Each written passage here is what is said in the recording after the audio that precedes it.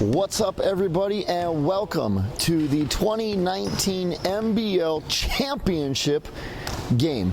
This right here, this is the trophy the two teams will be playing for. Those two teams, you have the #1 overall seed, the 12-2 Fort Wayne Vision, who yesterday took down the Cedar Valley Court Kings, taking on the #2 seed, the 12-4 Eagan Bulldogs from the Western Conference, who yesterday took down the Dallas Kings. That was semifinal action. We're about to get into the championship game preview. My name is Jason Reinders, and I am a certified G and a bona fide stud, and you can't teach that. This right here, this is Jacob Weldy, and he's still not 7 feet tall. But you can't teach that. Bada boom, realest team in the room. Jake, how you doing? Oh, Jason, I'm doing fantastic. I'm ready for game time. You know, we got a little bit of ways to go. The guys are starting to warm up on either side. I think we're ready. Now, you and I called both games. We had the pleasure to call both games yesterday. Obviously, Eagan didn't have as much of an issue with Dallas. We kind of expected that. Dallas was a bit of a smaller team. Turns out they came out with an emergency roster and a very short bench. Final score there, 107-71. Eagan was victorious. Meanwhile, on the other half, in our nightcap, you had Cedar Valley jump out to as much as a 24-point lead. With, I think that was about 2 minutes to go in the second quarter when the lead got that big. Fort Wayne jumped into the second half, clamped everything down. It's the lowest game that we've seen, lowest scoring game, I should say, that we've seen. Final score there, 92-89, not without a little bit of controversy, but that's besides the point. Fort Wayne stormed back, staged that epic comeback, shut down Cedar Valley, and advanced to their third straight championship game. They are forever the bridesmaid, looking to get over that hump. This is Fort Wayne's house. Jake, give me a key for both teams tonight. Well, I think for Fort Wayne, their guards are going to have to get going and get going quick. They're going to have to get going a lot quicker than they did against Cedar Valley, because the Bulldogs' defense is better than Cedar Valley's.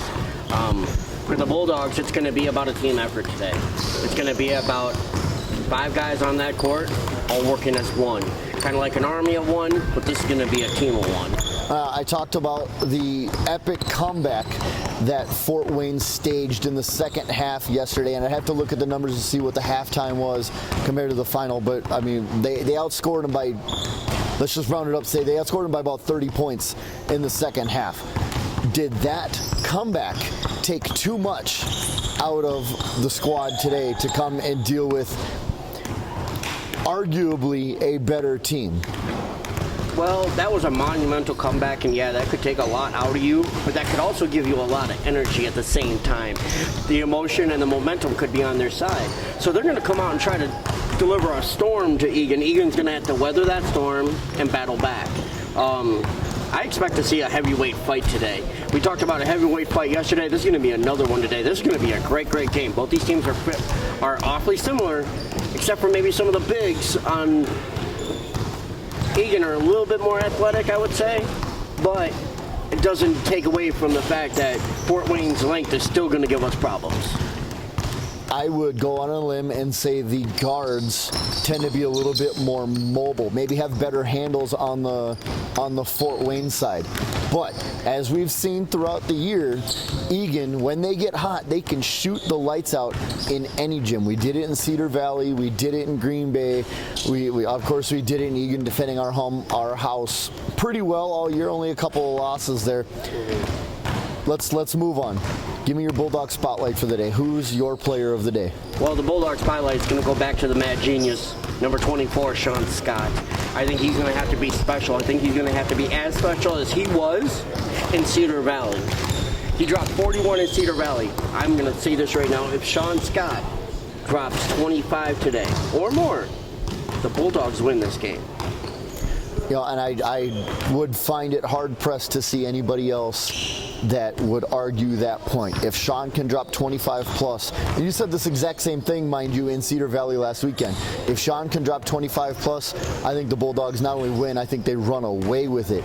Now, on the mention of Sean Scott, his brother Trey is the lone Bulldog that did not make the trip today, but he has arguably the best excuse not to make the trip. There's a couple of injury things like that, but this is family. Congratulations to Mr. Trey Scott and his wife welcoming their third child and their first son. We're just gonna call him Trey Jr. I don't think anybody fully knows the name yet, but according to reports, he was born sometime early this morning. So congratulations to the Scott family. I'm hoping mom and baby are just fine. We know dad's gonna hold it down out there, and we're gonna go on and we're trying to win this chip for them. Absolutely. There's so many people that we can play this for. I do know that talking to Sam Mitchell on the way down here, I think the Bulldogs have dedicated this season to Nipsey Hussle's memory. A lot of them like his music. They respect his work ethic as far as a rapper and an entertainer. And I think they want to go out there and also put one down for him along with themselves. But let's talk about experience here for a minute, Jason. We talked about Fort Wayne Vision being into this dance a couple times, so they've got experience. But at the same time, the Bulldogs have a lot of players that are looking for a two-peat today. With that, they have the experience of how to win it, not just be here. Yeah, and I don't have this at 100% confirmation, but it sounds like a lot of the Fort Wayne players are the same players that played on one or two of the previous year's teams. Now, to your point, at least 5 of the Bulldog players come from the defending champion TC Elite. Obviously, TC Elite lost to Green Bay in the first round of the playoffs 2 weeks ago. So, with that, we have at least 5 players. Our director of operations, Nicole, I think she's the GM, Amy. They came from TC Elite as well. The one player we know of as a fact that does not have any championship experience, I don't even think he has any Final Four experience, that's Kavarian Williams. You got a chance to talk to him post-game yesterday. What did he have to say about this experience for him? Well, he says that this is going to be a big game. I think he's going to be in control of his emotions. He has, as we know him, he's really always in control of his emotions. He's going to step up today, I think, in a big, big way without Trey here.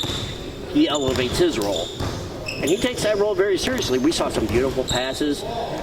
In the past, we've said that he could give you 20 but 10 turnovers. It doesn't look like that Kavarian the last couple weeks at least. Easy. That man's been a non-turnover machine and has been absolutely money for the Bulldogs on the offensive and defensive end. You play really well, and obviously we've seen that the Bulldogs did not play super well, but no disrespect to Dallas, they didn't necessarily need to play on top of their game to defeat the Kings yesterday. Well, that'll do it for Jake and I here pregame.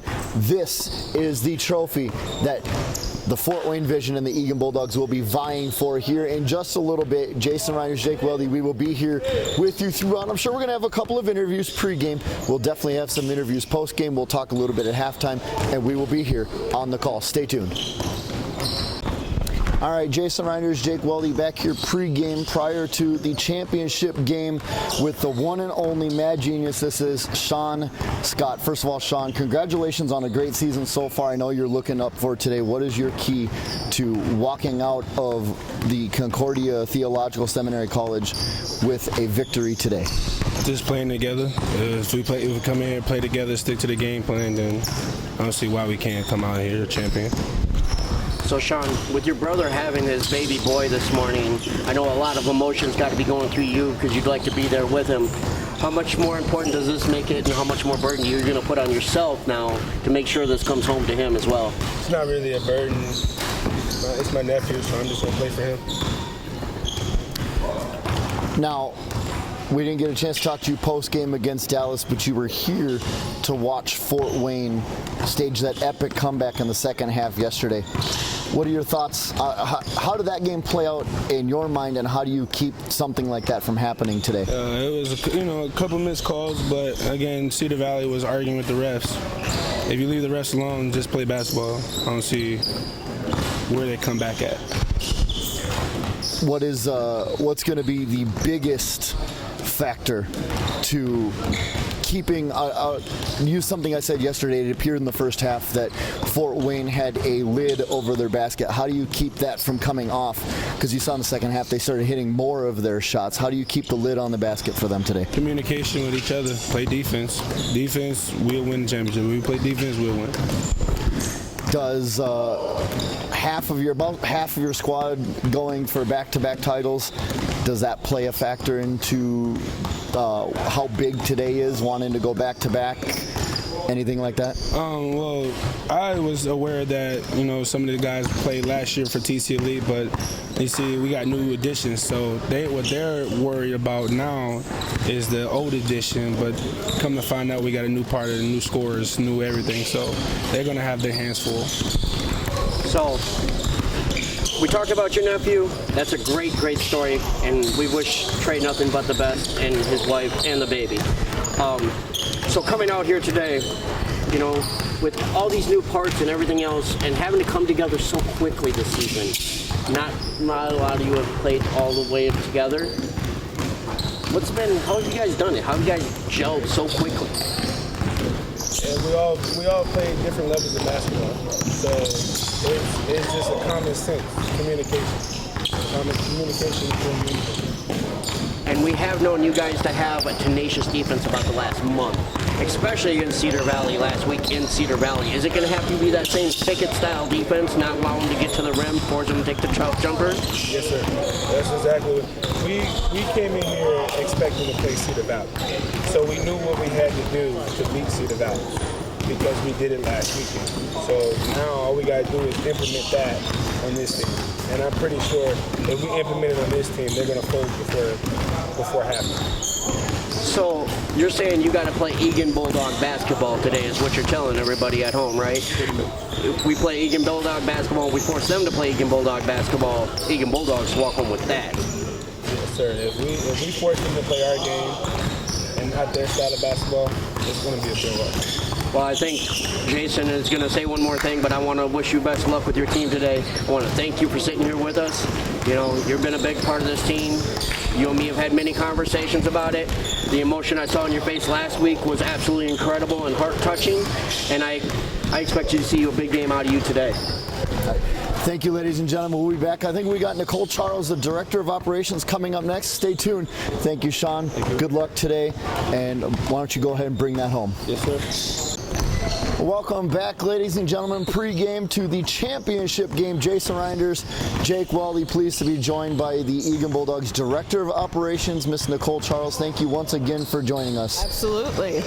First question, you saw the epic comeback that Fort Wayne had to stage up yesterday to come back and beat Cedar Valley.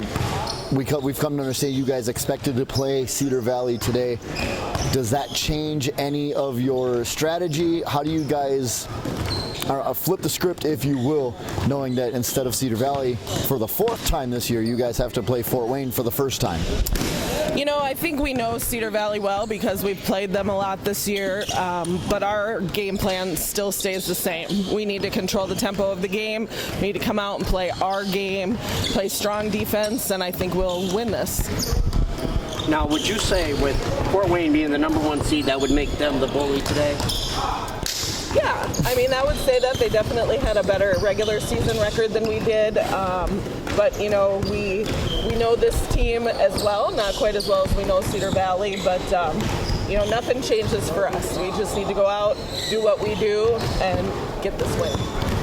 With give or take half your squad, and of course you and Amy being from TC Elite, does that play a factor into how you guys are preparing, how you guys have prepared the Bulldogs themselves to come in and try and get a two-peat, and then along with the other players get them their first ring today?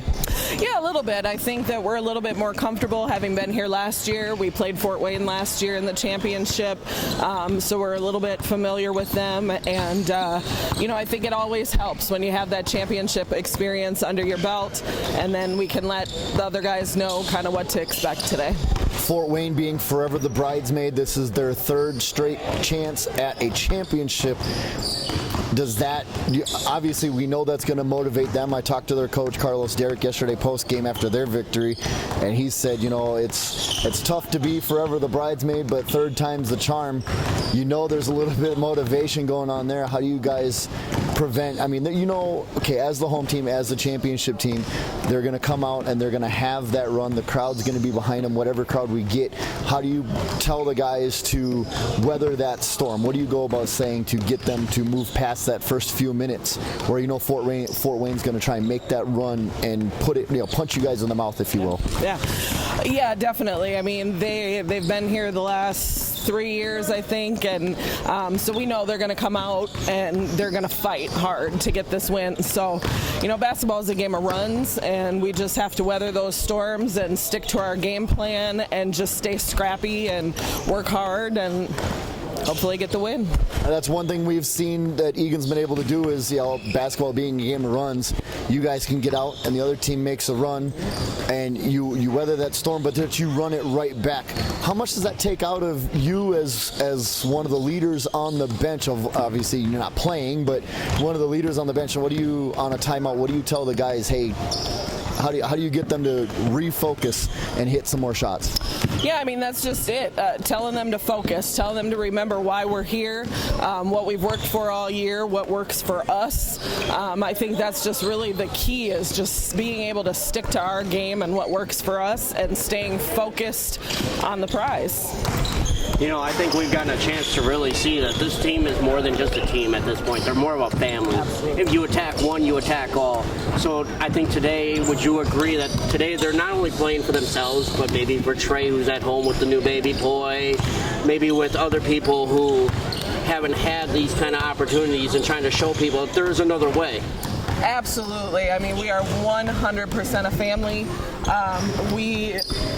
They are brothers out there on the floor, and Amy and I, you know, look at them kind of as our guys. So we are 100% a family. We are there for each other all the way, and I think that has really led to our success this year. I think I can pretty safely speak for me and Jason that it's been an honor and a privilege to call your guys' games this year. We've gotten to know these guys and know you and know Amy very well, and it's been an absolute pleasure. We've seen you guys go through struggles, and we've seen you guys in ups and downs, and we've seen you guys overcome those. I think you had one losing streak of 2 games. Otherwise, you were bouncing right back after a loss with a win. We've also seen the determination when this bench has been shorthanded and how focused and locked in it can get. So we want to wish you the best of luck today, because this is going to be a tough fought game. This should be a heavyweight fight of 2 very, very evenly matched teams, maybe the most evenly matched teams that we've seen all year. I'm not saying Cedar Valley isn't, but at the same time, Cedar Valley is a little bit more finesse, where this team can be a little bit as physical as Eagan can. Would you agree with all of this? Absolutely, 100%. Last thing for you, and Jake and I talk about it, and we didn't talk about it pregame. We'll talk about it as we get ready for tip-off. What is the point total you think that wins today's game? That doesn't matter the team. You're going to say the Eagan's going to win, and, you know, it is what it is. Bias is allowed. What's that point total that you think the guys have to get to win the game today? You know, honestly, I think today is going to be a defensive battle. I would predict a low-scoring game today. I'm going to go 102. 102? You know, that's pretty much lower than we've gone all year. A lot of the games you see are 110, 115. Jake's been close a couple of times. He threw 105 yesterday when you guys scored the last basket against Dallas. He's a little upset, but that's a different story. Yeah, I had 110 in Cedar Valley. He really did. He's been close a couple of times. Nicole, thank you so much. We're going to let you get back to the team. Good luck today. And what's your prediction, We'll get into that, Jake. We'll get into that. Let's bring this beautiful thing home one more time. That's right. Thank you. Jason Reinders, Jake Wally, welcome back here to the Concordia Theological College, home of the MBL Final Four. We are pleased to be joined pregame now with the head coach of the #1 seed and home team, Fort Wayne Vision, Coach Carlos Derrick. Thank you for joining us once again. Thank you. Awesome to be here. Now, we talked a little bit post-game about your epic comeback yesterday. How are the guys feeling? We all know in sports those kinds of games can gas out a team emotionally and physically. Are the guys ready to go? Are they ready to put up another heavyweight style battle? I mean, you have to be. It's the last game. This is the last hoorah, so you got to go out and give it for 48 minutes.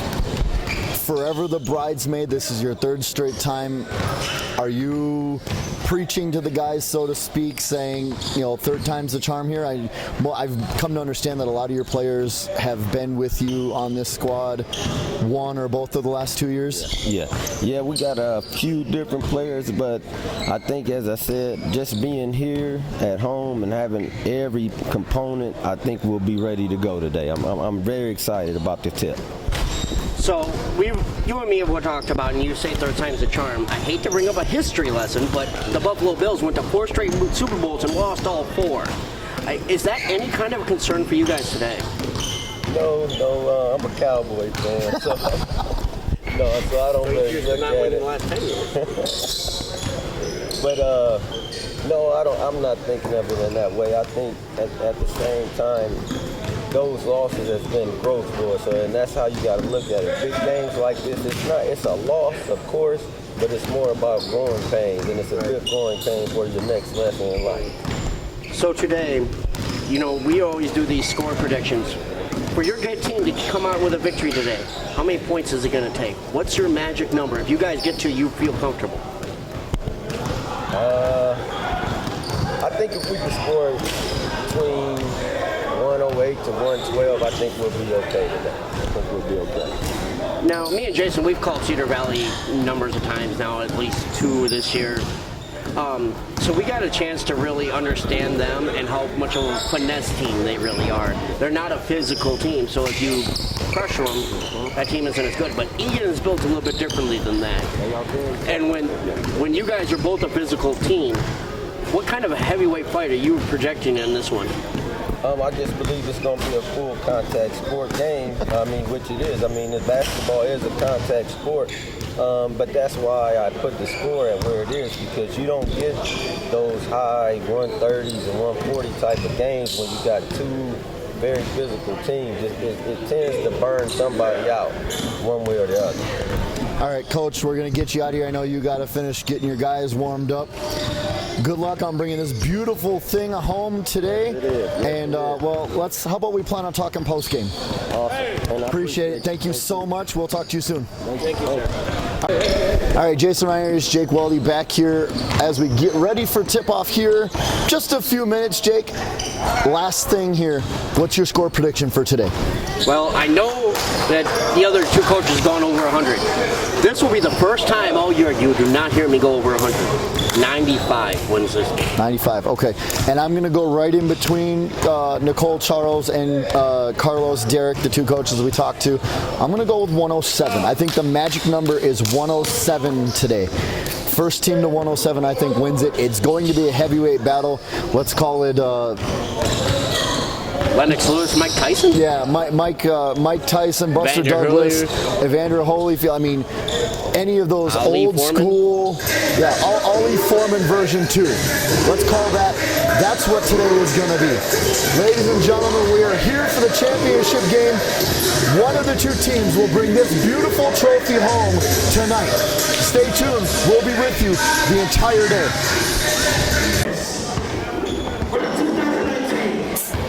Basketball Championship between the Eagan Bulldogs and the Portland Division.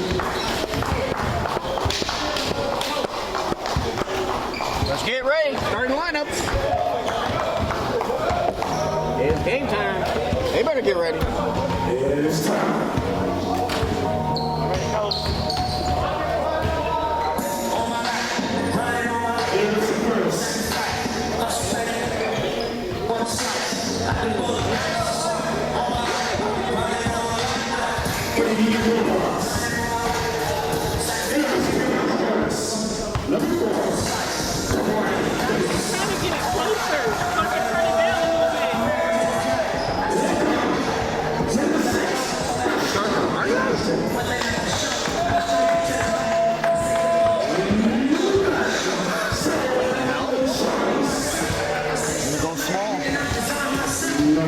All they're doing is turning the whole team.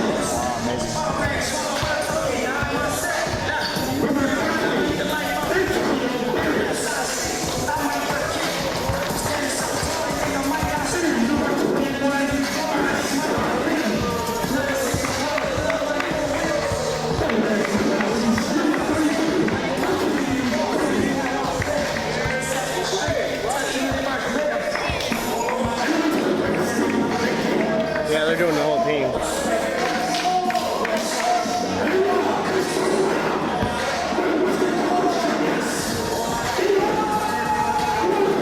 Well, we can't have any controversy there. It's for a ref.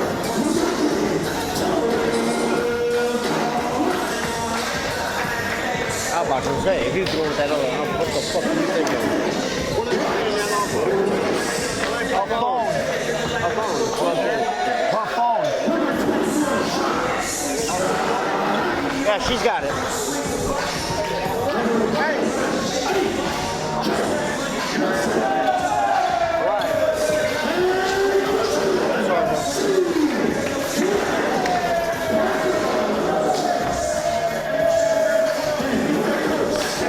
Go to work. Go to work, CJ. Go to work.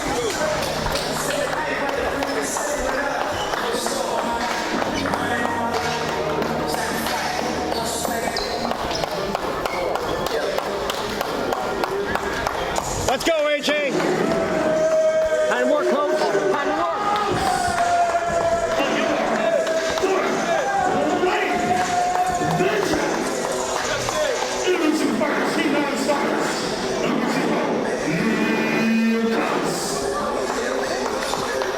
Doing all their bench.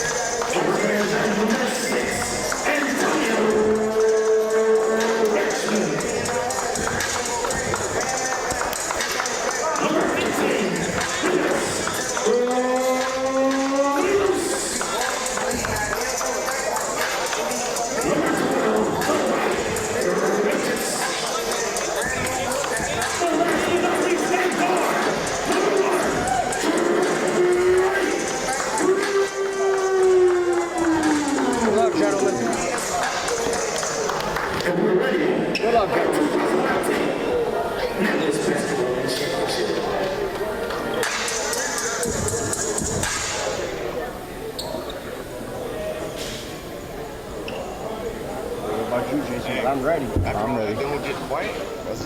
That's a nice trophy. Yes, sir. Gotta come home to Minnesota, though. Oh.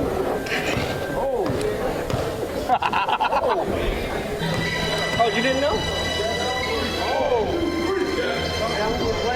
Yeah.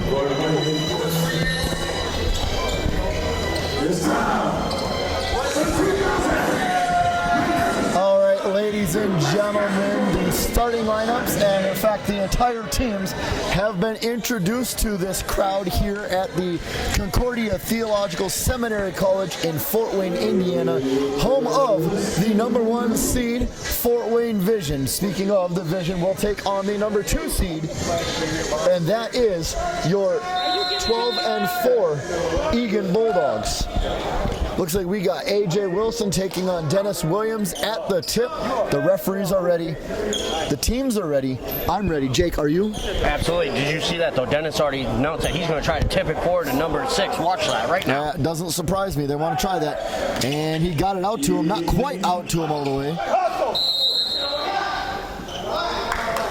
And that out of bounds goes the way of Eagan, and it is Eagan that will get the first possession. 11:56, still scoreless here in the first quarter of the championship game. Inbound comes to Terrell Clark. Terrell Clark, by the way, is the only Bulldog that did not score against Dallas yesterday. He was a little butthurt about that. Well, absolutely. I mean, some of the deep bench guys got points than he didn't. Oh, there it goes. Sean Scott on the spin, and he throws it away. I don't know if it was thrown away or if it was just tipped away, but it's out, and it goes to Fort Wayne, and they will get their first possession. Here comes Trey Cruz. Terrell Clark has the speed to keep up with Cruz. Let's be wary of that. Bryce Williams, I like this addition at starter because he's a tenacious defender. There we go. Lytle on the 3, and it's short. C.J. Parker all the way to the bucket, and your first 2 points of the game go to C.J. Parker and the Eagan Bulldogs. 2-0, 11:15 to go early here in the first quarter. CJ's wearing new shoes today, Jason. He did say he had a second pair for today. Well, there you go. Dennis Williams, their big man. That is number 12. That's Dwight Richards on the shot clock, and it's tipped away. AJ on the run, all by himself. Had a little bit of help from Sean Scott trailing, but he didn't need it. The lay-in is good, and just like that, it's 4-0. Just over a minute into this matchup.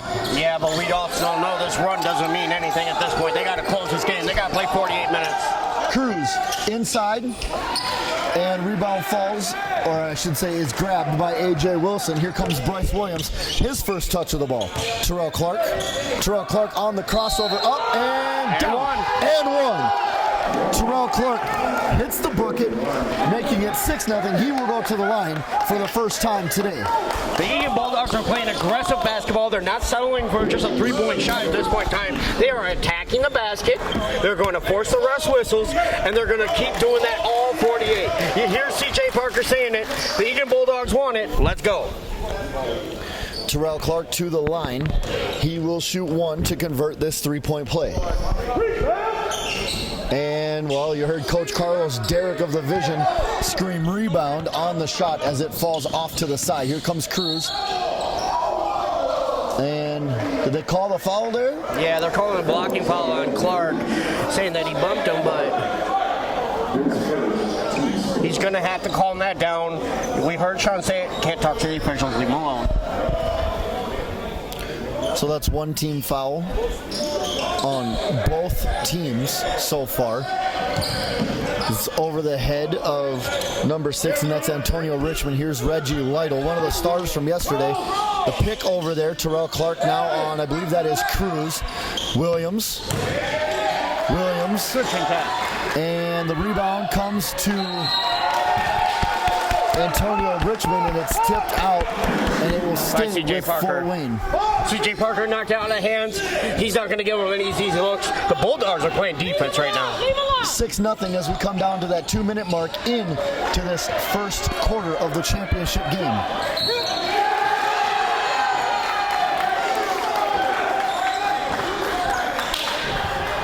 They're going to call a foul on number 15. That is Dennis Williams. That is his first. Terrell Clark with the Euro stutter step. Loses it, gathers it back. Kicks it to Sean Scott for a deep 3. No, that's off. And the rebound falls to Antonio Richmond. Still 6-0. 2 1/4 into the first quarter. Kicks out to the corner. And a tip up. First 2 points for Fort Wayne go to number 6, Antonio Richmond. 6-2, 9:30 to go here in the first quarter. Terrell Clark to bring it across the line. Clark gives it to CJ. CJ to AJ. Long 3. Got it! First 3 ball. One of the first ones we've seen AJ hit in a short time. Yeah, but they can't fall in love with that 3 ball. You heard CJ say they're going to attack him inside all day. They got to do that. Into Williams, and he can't get it. Oh, that one's a nice steal by Terrell Clark. We're off to the races. 3-on-2 at the line. Kicks it to CJ. CJ steps back, pops it from 3. No, that's long. Just rattles around the rim. Williams, that one's stolen away by Bryce Williams. Bryce into the lane. Up and under, yes sir. Bryce Williams with the fancy runner. And it's 11-2 Bulldogs lead. Bryce was out of this funk yesterday, and looks like he's being just as aggressive today. Trey Cruz brings it across the line. Gets it into Dennis Williams. Back out to Cruz. Whoever at the top. Okay, whoever at the top. And no, that rattles in and out. Falls to AJ. He goes up and grabs it. Here comes Terrell Clark. Terrell Clark kicks it to C.J. Parker. Parker into the lane. No, can't get the bucket. And Terrell's going to gather it back up at the top of the key and reset. Sean Scott. Sean Scott around, loses his handle on it, and it falls to Dwight Richards. Richards to bring it across.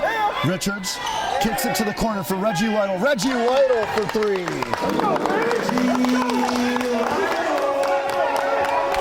11-5. Coming down to about 4.5 minutes into this first quarter. That is 7:30 to go for those that need the simple math converted. A.J. Wilson going to take another three. Bang. And almost got that one to fall as well as it comes off the front of the rim and then the backboard. And they're going to say Sean Scott commits that foul.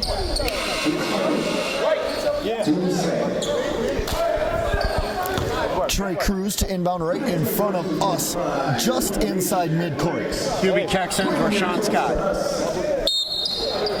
Akeem QB checking in, getting his first minutes of this championship game. Cruz. Lytle. Oh, I'm sorry, that's not Lytle, that's number 9. And Cannon. that is Cannon, yep. No, that three ball falls off, and here comes Terrell Clark. Terrell Clark into the bucket. No. And A.J. Wilson goes up and draws the foul as he can't get the follow to go. Wad Joseph commits the foul. That is their third here in the first quarter, as A.J. Wilson will go to the line for 2. Yeah, these free throws could prove very costly today if the Eagan Bulldogs have struggles that they've had in the past. And he gets the friendly roll to go. And that makes it 12-5. It's a 7-point lead. I don't think it's a matter of if, it's a matter of when Fort Wayne makes that run. Will Eagan be able to weather it? And the rebound is tipped out, and Akeem QB cannot run it down and keep it in favor of Eagan for possession. Inbound nearly lost there by Lytle. Oh, that's not Lytle, that's Cruz. This is Demarine Smith. Smith into the bucket, and he gets the finger roll to go off the bench. Akeem QB. C.J. Parker, and it's over his head.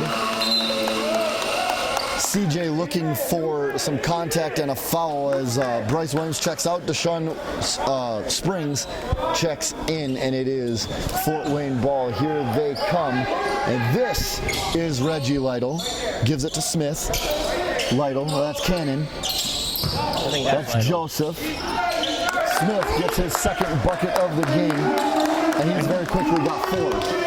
12-9, and here comes one of those short runs that we are so that we see so often in the game of basketball. Fakes it into CJ, into AJ. No, that's Terrell Clark underneath. Terrell Clark, no. AJ Wilson, yes. AJ Wilson on the strong follow makes it 14-9, and it's back to a 5-point game. QB commits the foul on the bump at the far sideline, and we have our first timeout of this match. It is 5:55 to go in the first quarter. 14-9 is the score in favor of the Bulldogs. We've seen Fort Wayne come off with a little bit of run. Is this one of those momentum timeouts, Jake, or is it something else? I think the guys are starting to get a little bit overworked, and I think Coach Wright is just going to try to call this timeout, calm them down, get them refocused, and go back to doing what they were doing when they were attacking the basket. Well, and we will find out if that strategy works right after this break. Again, 14-9 here in Fort Wayne for the championship game. 5:55 to go in the first quarter. Stay tuned. We'll be right back. All right, back here after the timeout. The teams come back out onto the court.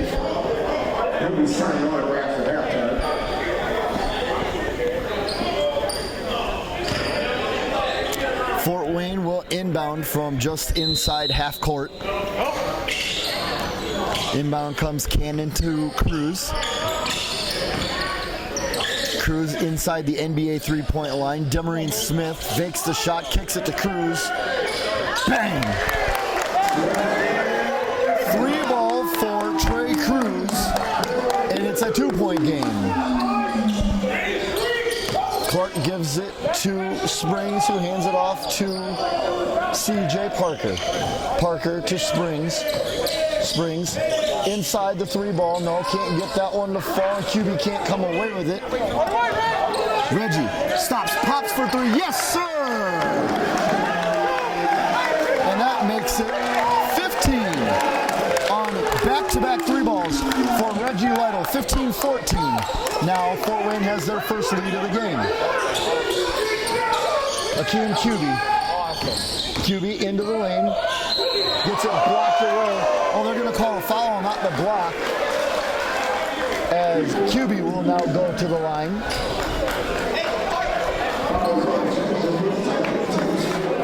Wad Joseph commits his second foul as Ernest Clayton getting ready to check in for the Bulldogs. Akeem QB to the line. He will shoot 2 with a chance to retake the lead. Jake, left or right-handed on this one for Mr. Looks QB? like right-handed. First one will be right. QB gets his first points of the game from the free throw line as AJ Wilson will check out for Ernest Clayton. 15 all here, just under 5 minutes to go in the first quarter.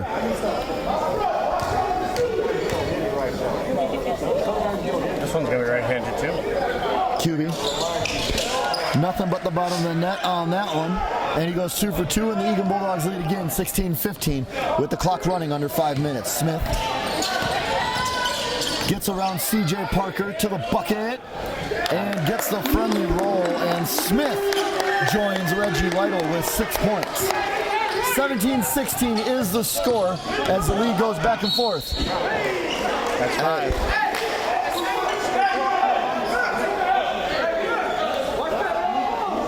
Foul called there on the drive. That one goes on Antonio Cannon. That's his first as Deshaun Springs draws that foul. That's the 4th one.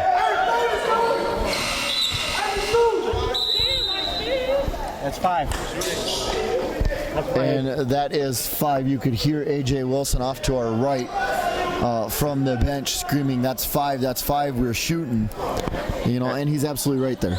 I mean, with 4:38, that 5 already could be huge. That could be a chance to attack the basket, get to a points, and get to the free throw line.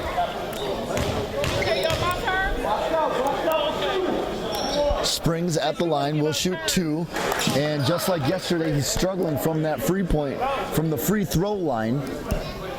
4:38 to go, still 17-16. Deshaun Springs at the line for the Bulldogs with a chance now to tie it up on the second shot.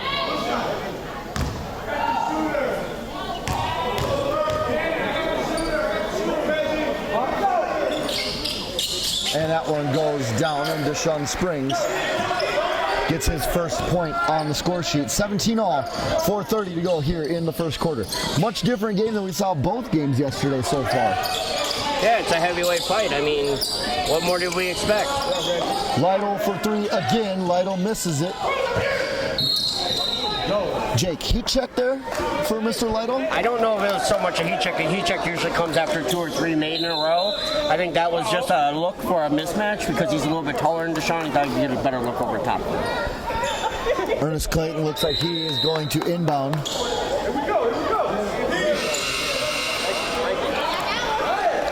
Antonio Berry checks in for his first minutes.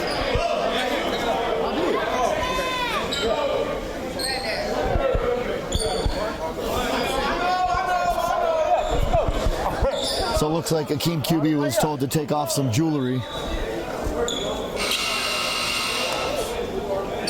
Got it off. Barry doesn't even really get a second, but he will be back in. We know he will check back in later. Clayton inbounds, and Deshaun Springs will bring it across the line for Eagan.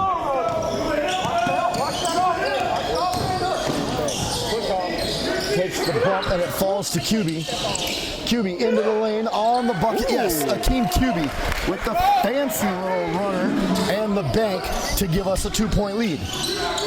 And Cruz, no. Cruz can't come down with it, and it's out of bounds. It's out of bounds, and it will be Eagan ball.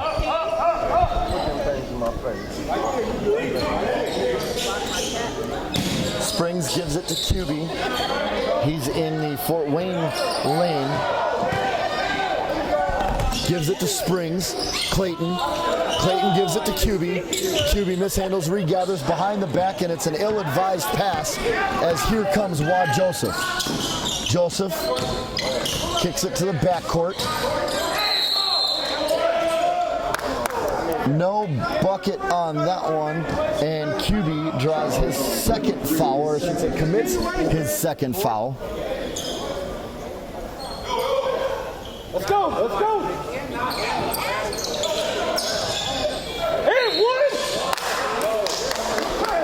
Clark's second. And Terrell Clark, commits his second foul, and that will send Trey Cruz to the line for the first time today. Both teams now, I believe, are in the bonus.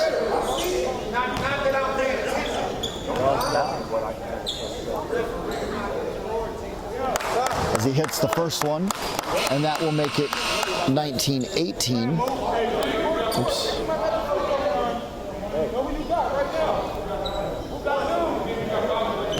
Right now it's about weathering the storm. Eagan is going to have to calm down and get back to attacking the basket. They've gone away from that in the last handful of minutes. Trey Cruz goes 2 for 2 from the line, ties it back up at 19, under 3.5 to go here in the first quarter as Deshaun Springs brings it across the half-court line, gets in, spins, gets into the lane, ball's tipped away, Ernest Clayton gathers it and takes the contact and dumps it into the bucket, and Eagan leads once again, 21-19. Big three ball. A huge three ball for Antonio Cannon will give the lead back to Fort Wayne 22-21. Cannon was looking for the and one for a 4-point play.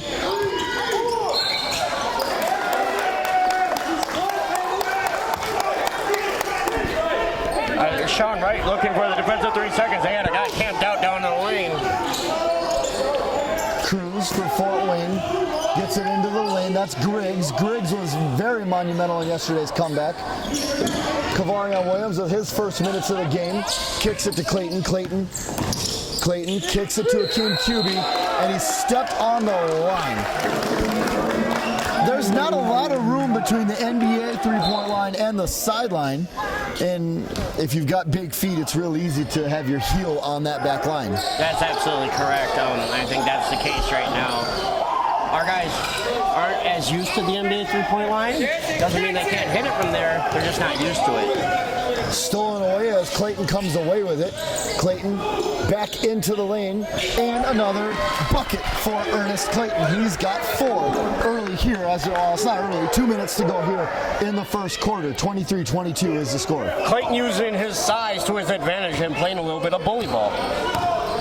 Under 2 minutes to go now. Trey Cruz nearly stolen away, and that one falls to Lowell Griggs, who dumps it down on the slam, and it's 24-23. The lead exchanges one more time. 1:45 to go now. Kavarian Williams to Akeem QB. QB looking for Clayton, gives it to CJ, back to QB on the handoff. Big three ball for Akeem QB. Ooh, that was sexy. I think that was left-handed. Nothing but the bottom of the net from deep, and it's 26-24. Trey Cruz has it go off the side of the rim, and nobody can corral it. And it's out of bounds with Eagan, to Eagan, with a chance to extend the lead a little bit here, under 90 seconds to go.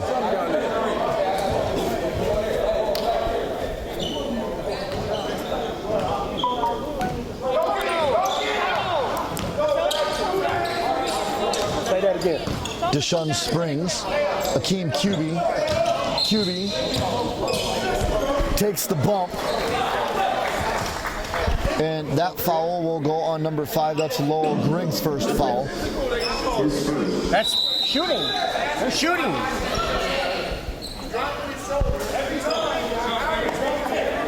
And we will be shooting. 1:13 to go here. 26-24 is the score in the first quarter, with Akeem QB going to the line for the Bulldogs.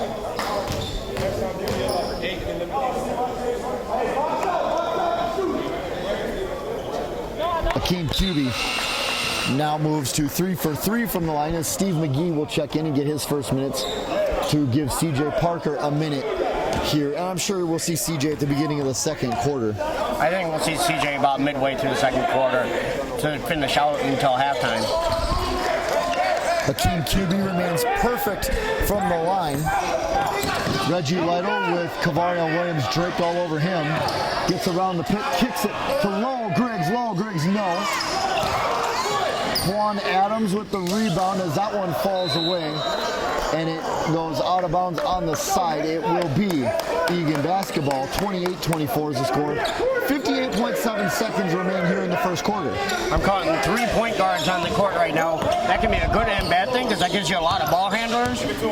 But I'd be feeding Akeem. I would feed it Akeem and Clayton right now because they don't have an answer for Clayton. Into Clayton, into Deshaun Springs on the cut.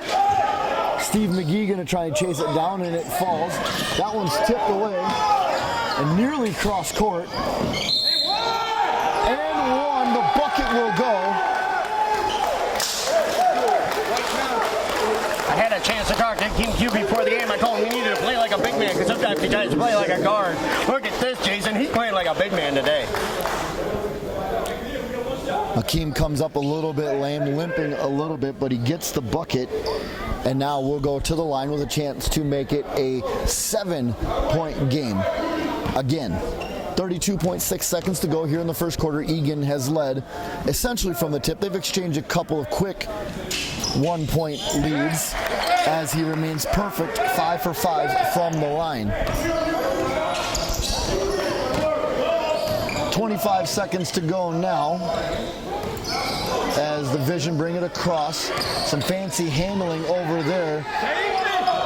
And mishandled, tossed back out to Lowell Griggs, stops, pops from about the free throw line, and gets it. Lowell Griggs has 4. 10 seconds to go. Here comes Cavarion Williams. Williams behind the back, kicks it to Clayton. Clayton, a 3-ball, no, short off the side of the rim by Deshaun Springs, and that will end the first quarter. It's 31-26. The Eagan Bulldogs lead. 3 quarters left in this championship match. We will be right back. The first quarter is over. The second quarter is ready to begin. And Jake, what was your take on that first 12 minutes of this championship game? I thought that was a great defensive battle and you're seeing we're looking at everything that Eagan's doing offensively and defensively, and they're trying to play together, and they're keeping some of the starters in the game, so that's why here they keep some of the momentum. Cavarion Williams brings it across to start the second quarter. Spins with Wad Joseph on him, and he gets it tipped away. Well, that's not Wad Joseph, that's Quan Adams. That's my fault. Lowell Griggs gonna slam it down with a little bit of authority here, and it's back to a 3-point game as Lowell Griggs now has 6, 31-28, 30 seconds into the second quarter. Deshaun Springs gets in, takes a little bit of contact. No, can't get the bucket to fall. And he stepped out of bounds right in front of us, and it is a turnover. Akeem Cuby will check in as Steve McGee will check out, and it remains 31-28 in favor of the Bulldogs, who saved for, I don't know, maybe 30 seconds grand total, have led this game from the tip. Big Ernest Clayton coming over the sideline. He played great in the minutes that he had. He was solid. Yeah, his Butterfingers, he left in the car, clearly. Good. Here comes the human highlight reel. Deshaun Springs bringing it across. Gets it to Cuby. Cuby in, and yes, sir, Akeem Cuby. Cuby looks like he's getting ready to take this game over. Cuby already has 14, and we're only a minute in to the second quarter here. Long 3-ball from Antonio Cannon.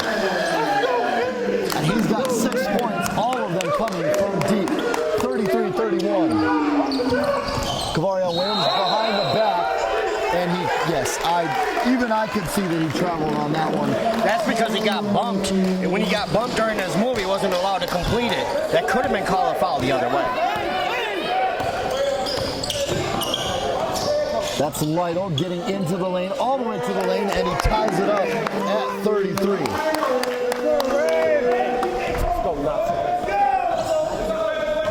Couple of Vision players getting ready to check in right in front of us. Here comes Deshaun Springs. Springs all the way to the bucket. Yes, Deshaun Springs. Looks like Terrell Clark's also getting ready to check in for the Bulldogs. I'm going to think he's probably coming in for Deshaun. Deshaun's been out there for a little while. Give him a rest.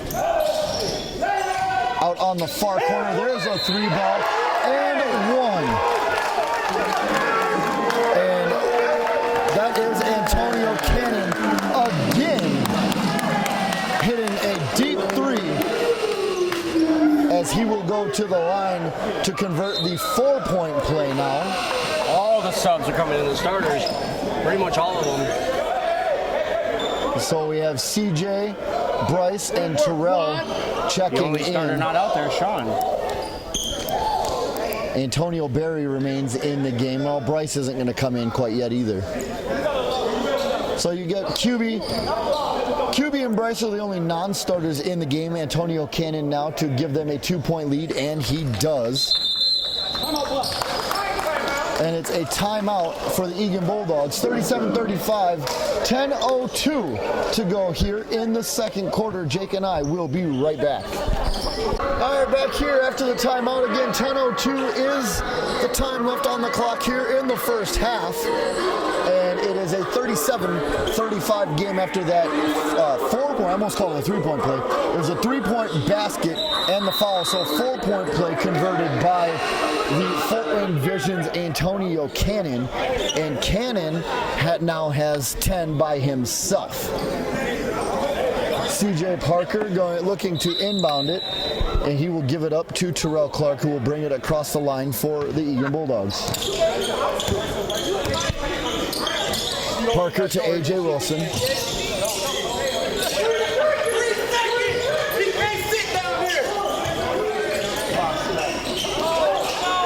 And a bad shot there. I believe that was by Terrell Clark.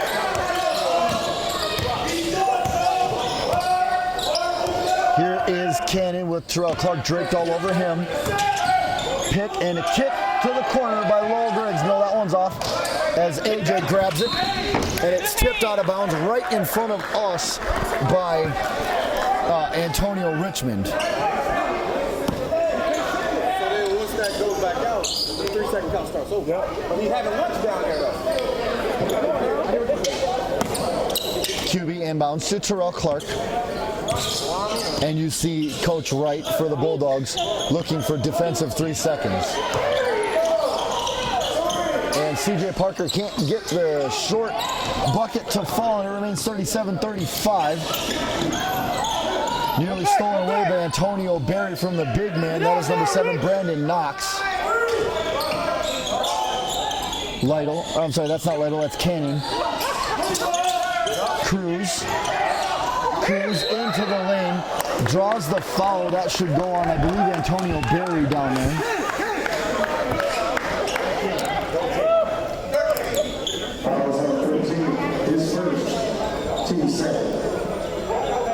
Antonio Berry commits the first foul for him.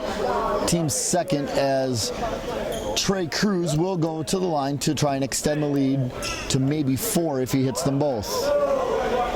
Cruz gets the first one, and he's automatic from the line so far today as well. Yeah, right now the free throws, Deshaun's missed one, but that's really the only one the Bulldogs have missed. It's just some reason they're not being able to get to the basket. I don't know why Sean Scott isn't in the game yet. There you go. Goes 2 for 2, and it's a 4-point game now in favor of the Vision as Terrell Clark brings it into the lane, kicks it to Antonio Berry, gathers it, and can't come away with it completely. It's out of bounds, Fort Wayne ball. Brandon Knox. Another 3-ball. Rebound falls to Knox. Knox, no. Out of bounds, and it is Eagan basketball. And here he comes. The Matt Genius getting ready to check it back in.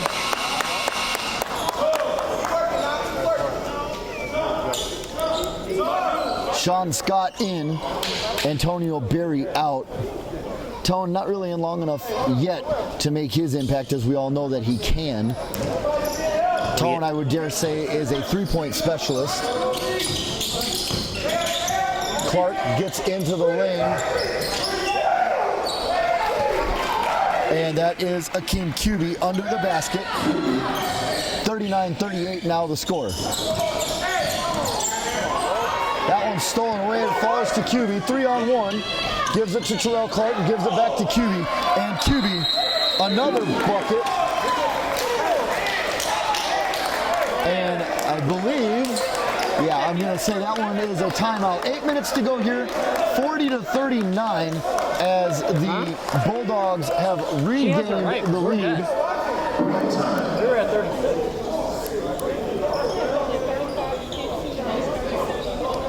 And we will be right back. All right, timeout is over. We had a little scoring error, so it's not 40-39 Bulldogs. It is 39-39, back to a tie as the Bulldogs have fought back from that minor 4-point deficit.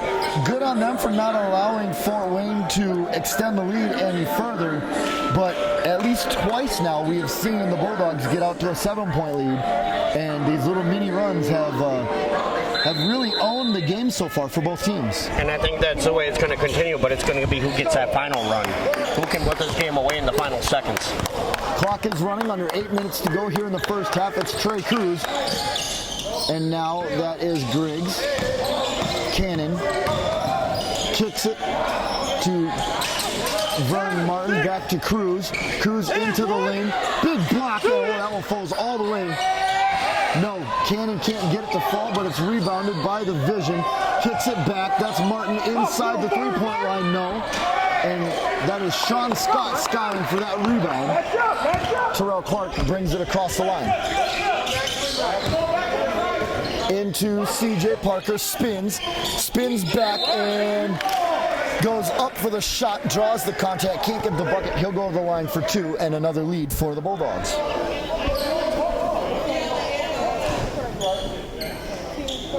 And you see it, getting Terrell Clark knocked out to the ref was Akeem Cuby, and Clark says he's right, which basically is just saying, hey, look, we got to just shut up, leave the refs alone, let them call their game, and we can just play the hardest we can.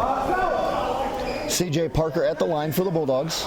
First one is up, first one is good. Now it's 40-39. Now it's 40-39 as the Bulldogs have regained the lead once again. I think we were right in saying this is going to be a heavyweight battle. Yes.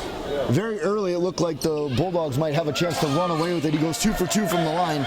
But as we see now, that it's just not going to be the case. And it's back to a 2-point lead as we come down to about 7 minutes to go here in the first half. Well, I think that's the reason why Coach Wright decided to go a little bit more length than what we're normally seeing. And that's working out to their advantage. Cuby up to A.J. Wilson, and he puts it down. And A.J. Wilson has got 10. Cruz into the elbow, backs it off, 15 on the shot clock. Knox drops the mid-range jumper to get it back to a 2-point game. Terrell Clark up and under, can't get the bucket, and he's still scoreless for almost a game and a half now. He scored this game. Oh, he does. You're right. He does have points. Kicks it out for 3, and they're going to say he stepped on the out-of-bounds line. Bryce Williams ready to check back in. Cannon checks out. Lytle checks in for the Vision. And now you've got all 5 starters back in the game for the Bulldogs. 43-41 as we're halfway through the second quarter here. CJ Parker just outside the elbow into Sean Scott, spins, gets to the bucket, and gets his own rebound, and then gets it back up. And Sean Scott, oddly enough, those are his first 2 points of this game. It's 45-41. Yeah, but we don't need him scoring now. We need him to score in the fourth quarter. We need to score. We need money when money's on the line. Cruz.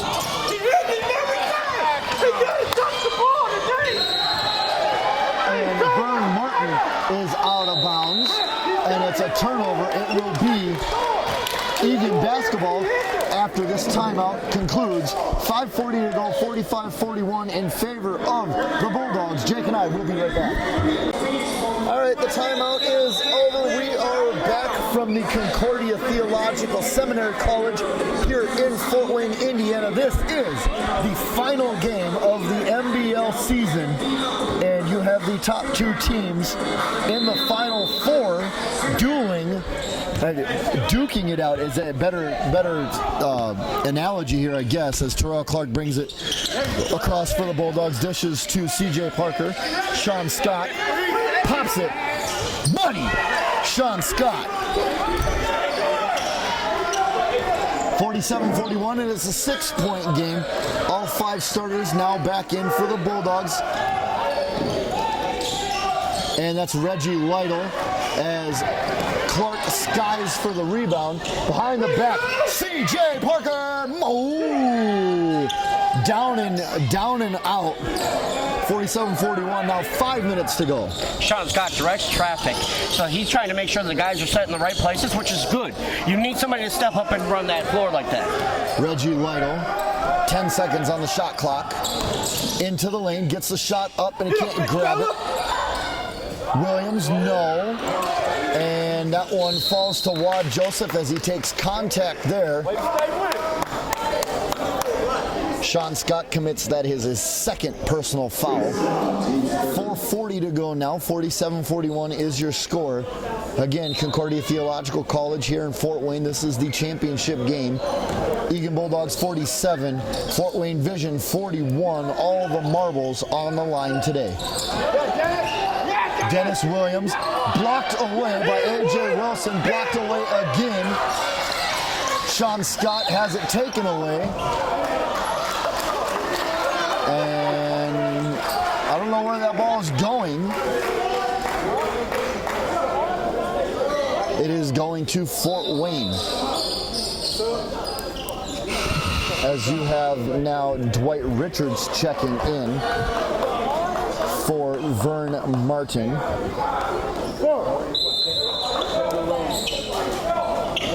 Fort Wayne inbounds. That comes to Reggie Lytle out on the corner. Gets around, uses the baseline. And Reggie Lytle, no. Tipped back up, and that is Wad Joseph getting himself on the scoreboard. It's 47-43. Now 4 minutes to go here in the first half.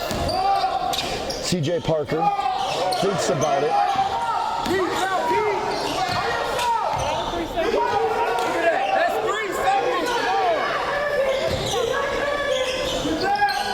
Clark back out to CJ. CJ into the lane, draws contact.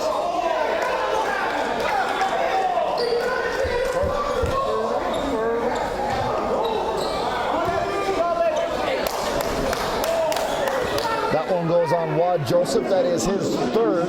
CJ Parker will go to the line and shoot 2 with a chance to get it back to 6 points.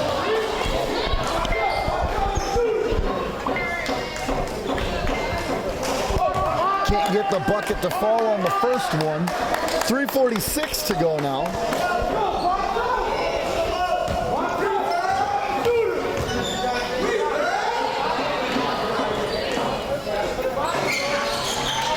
And he gets the second one to fall. He's now made 3 free throws today. 48-43. 3:40 to go in the first half.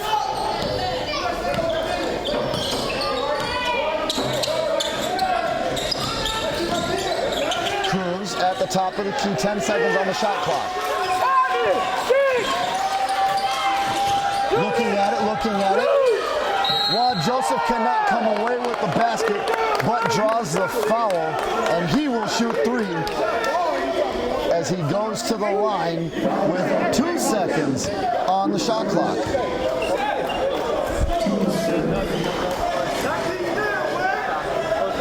Okay, just go automatically. It's taking too long to get in the set.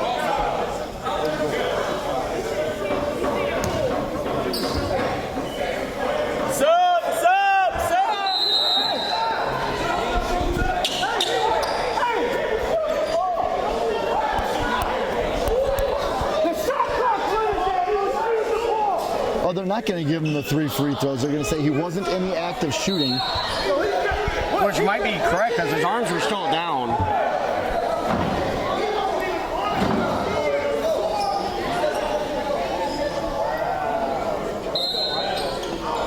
You good? 2 seconds on the shot clock. Oh, there you go. Okay, they reset the shot clock, it looks like.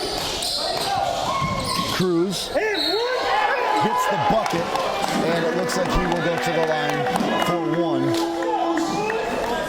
That's Terrell Clark's third. Terrell Clark has 3 personal fouls as we have just over 3 minutes to go in the first half here in the championship game. Cruz goes to the line. He will shoot 1 in an effort to get this back to a 2-point game for the Fort Wayne Vision, and he gets another free throw. He's been very good from the line all weekend, in all honesty. CJ Parker, AJ, oh, that's not AJ, that's Sean. Sean taking a little bit of contact and falls hard, and he's still down a little bit. Can't get the bucket, and the ball. 3 ball for Reggie Lytle. No, Bryce Williams comes away with it. Sean Scott is up. Sean Scott is running all the way to the bucket. And 1. Sean Scott gets the bucket, and he will go to the line to shoot a free throw. And a timeout for the Bulldogs. Did they not give him the bucket? I don't know. It looks like they did. Okay, there they did. So the score is 50 to 46. 2:43 to go here in the first half in the championship game. Jake and I will be right back. 43 left in the 2:43 remains here in the second quarter, and the Bulldogs once again have a 4-point lead as Sean Scott will go to the line in an effort to make it 5 as he converts a 3-point play. 50 to 46 is your score. Come on, Richards! Do something, Richards! Scott now at the line as all the players gather and take their places beside the lane. Didn't QB check there? QB back in. I did not see who he no, AJ's in. I don't know who he checked in for as Sean Scott misses the free throw, and it remains a 4-point game. Yeah, he checked in for Terrell. Terrell has 3 fouls. Reggie Lytle into the lane. Trey Cruz can't come away with it, and down he gets it. Smith, Richards pops it. No, can't get the bucket to fall, but he will shoot 2. That is Bryce Williams. Sharp. Off the side. 2:29 to go now in the first quarter as the pace has screeched to a halt a little bit. We've seen a lot more whistles here in the second quarter. Yeah, like the refs are trying to take over this game and make sure that it's playing at their pace. Richards at the line, and he gets the free throw. Dwight Richards now has his name in the scoring books for the championship match. This is an effort to bring it back to a 2-point game. Shot is up, shot is good. Dwight Richards, 2 for 2 from the line, now has 2 points. Inbound comes to Bryce Williams. Williams gets across the line. And he takes the bump. And they're going to call an offensive foul on Bryce Williams.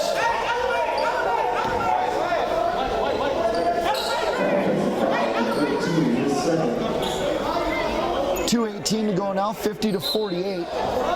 Inbound comes to Reggie Lytle.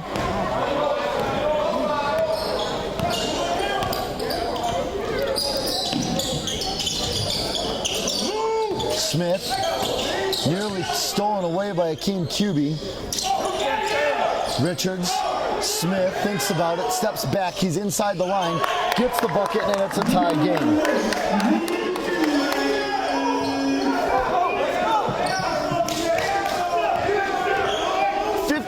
50, under 2 minutes to go in the first half.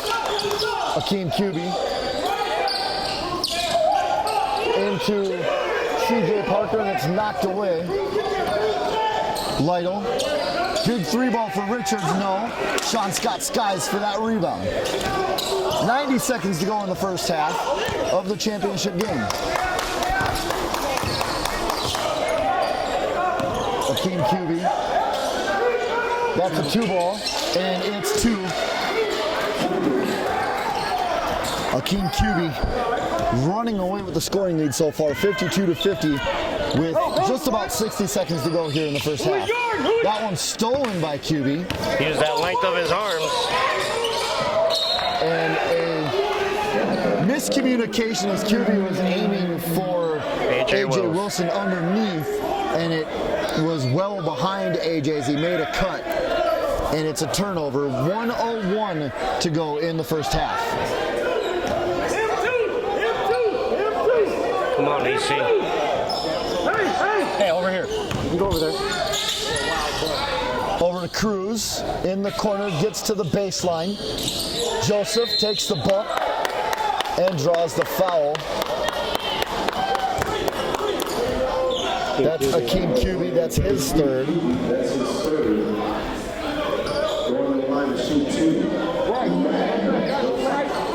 Wad Joseph to the line with a chance to tie it up. 46.2 seconds now left in the first half.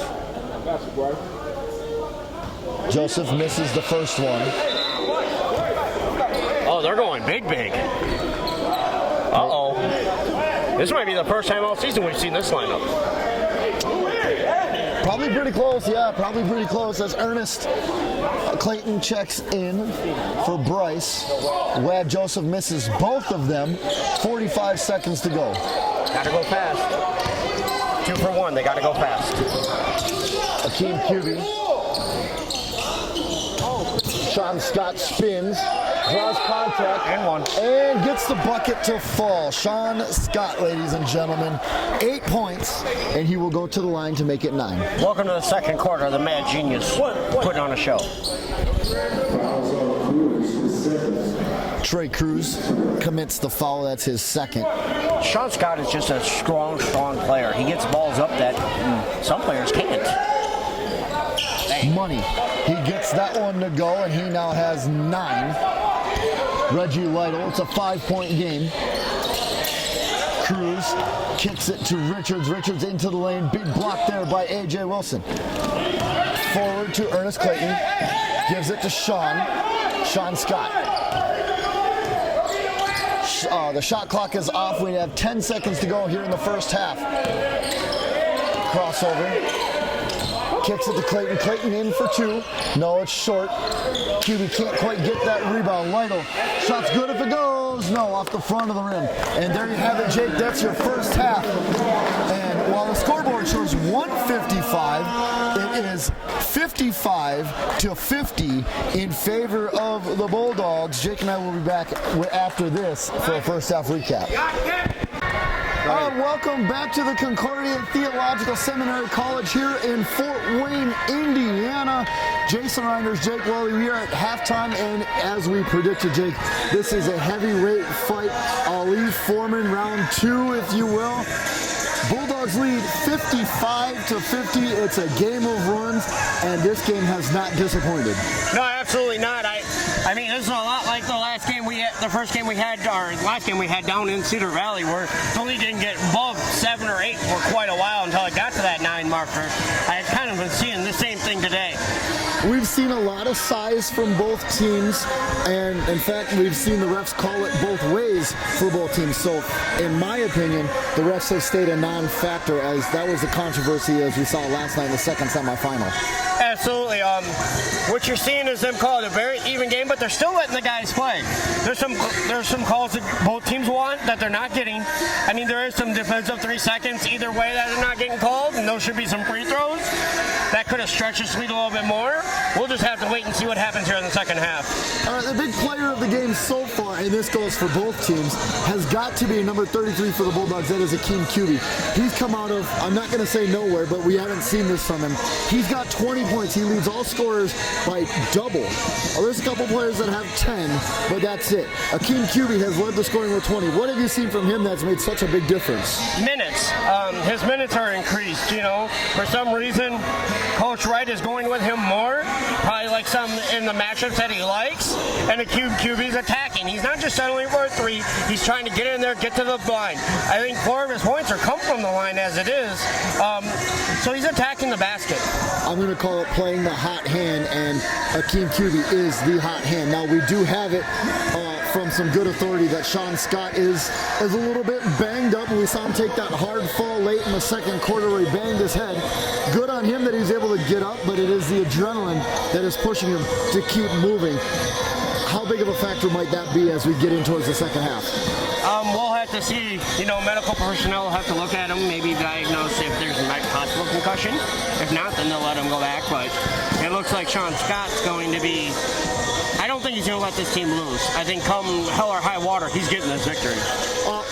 We'll see how it goes. We got 24 more minutes here in the championship game. Jason Reinders, Jake Weldy. We will be back with the second half in just a couple of minutes. Stay tuned.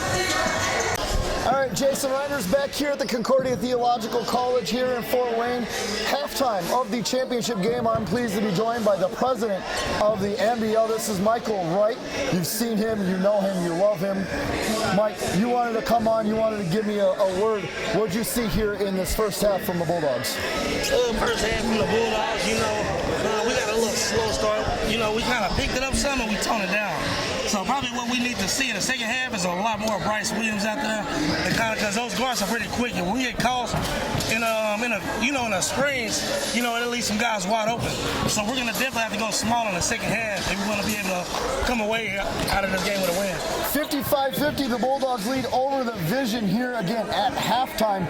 Basketball being a game of runs, this game is not only a game of runs, it's a heavyweight fight. Jake and I have attributed it to essentially, let's call it Muhammad Ali, George Foreman, round 2. I mean, you can't be wrong there. What's going to be the key for the Vision to come away with their first title, being the forever bridesmaid? This is their 3rd straight championship appearance. They're looking to come away with the first one. How do they come back and come over this hurdle here? I would say they just got to continue playing as a team. They got to communicate on defense. Because the Bulldogs can't make a run. You seen Akeem Cuby, you seen Terrell Clark. Them guys are going to have to, on defense, they're going to have to step it up on their defensive assignments in order to come away with a win. Well, Mike, on behalf of myself and Jake Weldy, of course, thank you for having us. Thank you for allowing us to do this. Congratulations on another great season for the league. We'll look forward to seeing you next year. I appreciate you guys. Thank you. All right, we'll be right back. That's my baby. Get that thing back Jason here. Reinders, Jake Weldy, back here as we get ready for the second half from the Concordia Theological Seminary College here in Fort Wayne, Indiana. 55-50, the Eagan Bulldogs lead the Fort Wayne Vision. Jake, what's it going to take for both teams to walk away with that beautiful trophy? Well, for the Vision, they're going to have to continue knocking down their threes. Obviously, they can't get inside on the Bulldogs. And for the Bulldogs, they're going to have to continue to attack and keep drawing fouls and getting to that free throw line. A couple players are in a little bit of foul trouble. We got a couple on both squads that have 2 or 3. So that might come into a little bit of a factor, and we are underway here in the second half. It's Terrell Clark very quickly across the line, giving it to Sean Scott of the Bulldogs. Sean Scott up and can't get the shot off, and they're going to say he traveled. It's a turnover, and it's Fort Wayne ball. 11:45 now here in the third quarter. Here come the Vision with their first possession of the second half. Reggie Lytle right in front of us. Trey Cruz steps in, gets the shot up. No, it's short. Rebounded by Williams, and Williams gets the bucket. That's his first 2 points of the game. Sean Scott, Bryce Williams.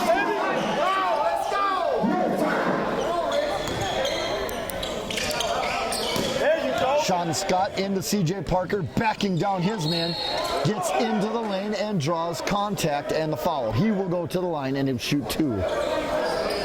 Just what I said, Jason. I mean, they're going to have to continue to attack, and Fort Wayne's going to have to start knocking down outside shots. Foul goes to Antonio Cannon, his third. CJ Parker to the line. 11:06 to go, and it's a 3-point game, 55-52.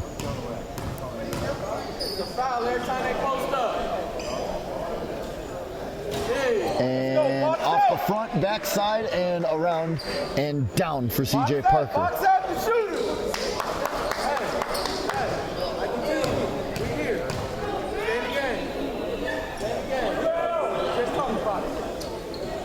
Parker gets that one to go. No questions on that one of whether it was going to go or not. It went straight down the net, and it's back to a 5-point game. That is Antonio Richmond. Richmond into the lane, and he travels, so we've seen it travel from both sides now. Terrell Clark to bring it across for the Bulldogs. Shot clock is not running for whatever reason. The game clock's not even running. Clock! Clock's not running.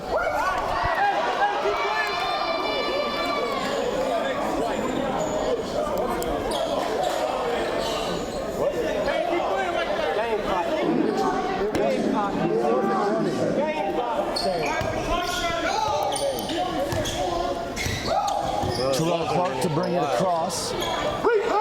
Bryce Williams short, tipped out by CJ Parker. Sean Scott, that's a 3-ball. And no, that's long.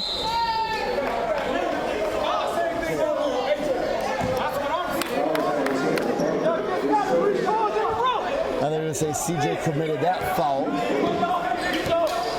Trey Cruz to bring it across. Using a little 3-man weave as Cannon gets underneath. It's tipped back out to Richmond. And he travels. And that's another turnover for the Vision, and it comes back to the Bulldogs. And they're going to look for a, well, it looked like they were going to try a full court press, but Clark gets across the line. Nearly loses the handle again. Decides to pass it off. Bryce Williams from the corner. No, that's short. Stop balling low with that 3-ball. Got to start attacking. Out to the corner, back to the top. Cruz stops, pops just inside the free throw line and gets the bucket.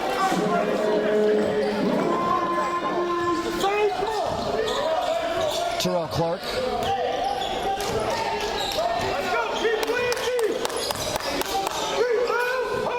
Clark, no. And they're falling in love with that 3-balls you just mentioned, Jake. Rebound comes to Antonio Cannon. That's a 3-ball. No, that's off. Rebounded by Williams. Williams takes the contact and will go to the line for 2.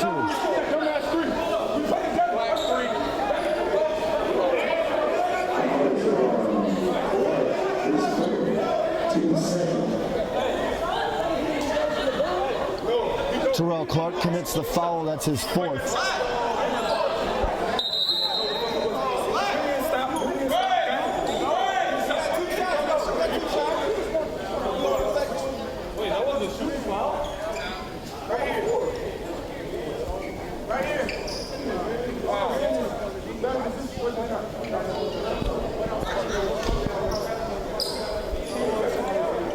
It will be Williams going to the line to shoot 2. A little bit of, I don't know, disagreement. Maybe that wasn't a shooting foul. I kind of thought it was. But Williams clearly the biggest guy between both teams on the court as he misses the first one. 57-54, now 9:20 to go.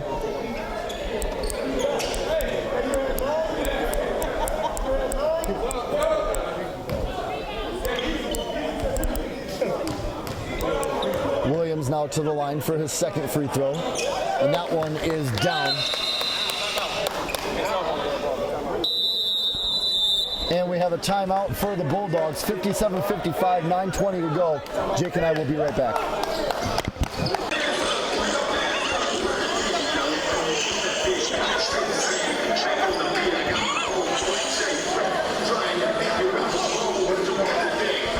All right, back here after the timeout.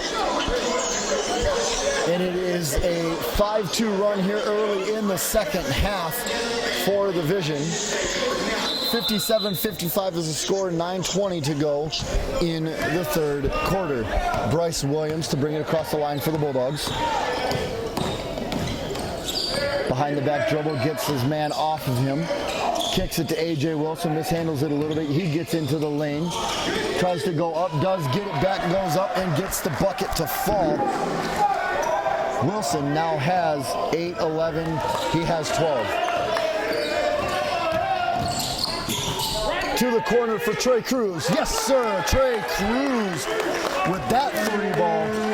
Makes it a 1-point game, 59-58. Bryce Williams with Lido draped all over him. Jab step gets him off. Sean Scott thinks about it, decides to get into the lane.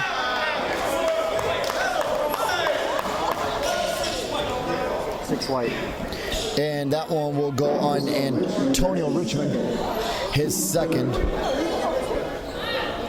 Again, 59-58, 8.5 to go here in the third quarter. Bulldogs lead as they have most of the game. Kicks it back to A.J. Wilson. He'll take that 3 ball.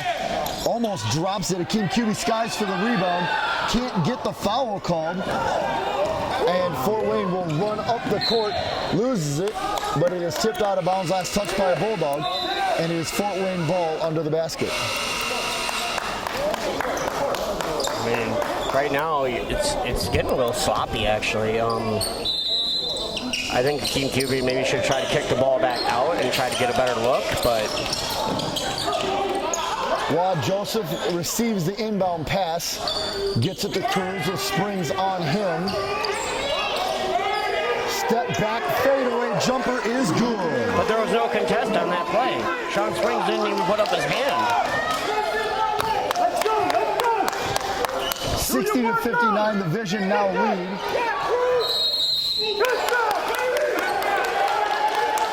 As Cruz skies, gets the steal, going out of bounds, apparently got the timeout call. So very acrobatic as he hangs up there, 7:54 to go, and it's now 60-59. The Fort Wayne Vision lead. Jake and I will be right back. Jason Reiners, Jake Weldy back here from Fort Wayne, Indiana, as the Bulldogs are in another fight. Why are they walking this way? And it is Fort Wayne ball under the basket. Trey Cruz to inbound as they lead 60-59. Just under 8 minutes to go in the third quarter.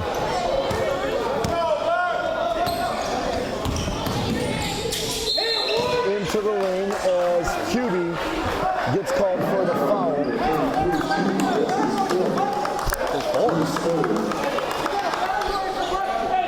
As Cruz will go back to the line. Cruz has been very, very good from the line today.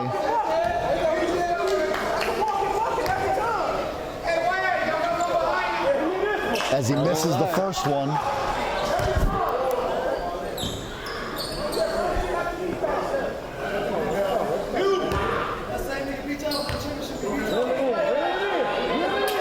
And he gets the second one to go. Oh, that wasn't Cruz at the line, that was Antonio Canning.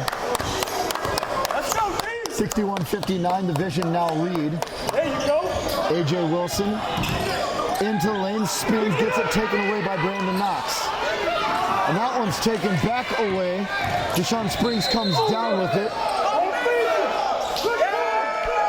And they're going to say Deshaun Springs stuck his elbow out.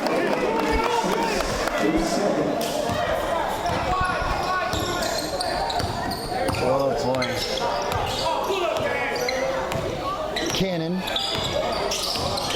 Cannon gets the bump as A.J. Wilson commits the foul.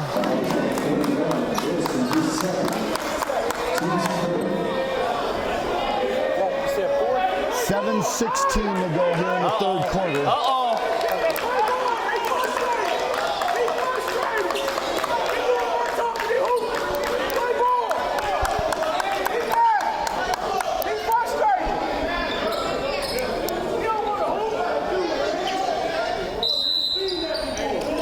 Cannon inbound, gets it to Cruz. Steps back, can't get it to go. Sean Scott comes down with the rebound.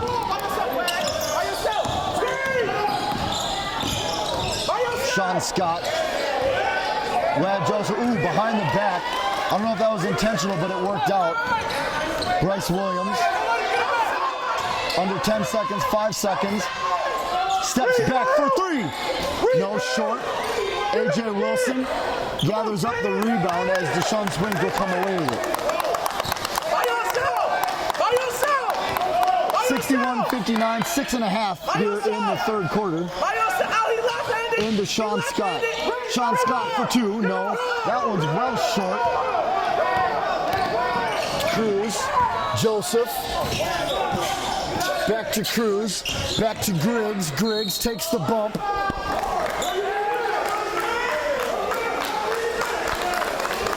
As Sean Scott commits his third foul.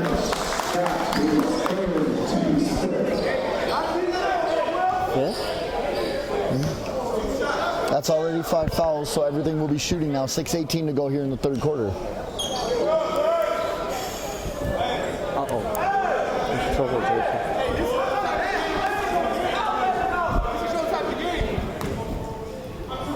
Lowell Griggs to the line for the Fort Wayne Vision. That one is short and off the side of the rim. Kavaria Williams, C.J. Parker checking in. Looks like Springs and QB checking out.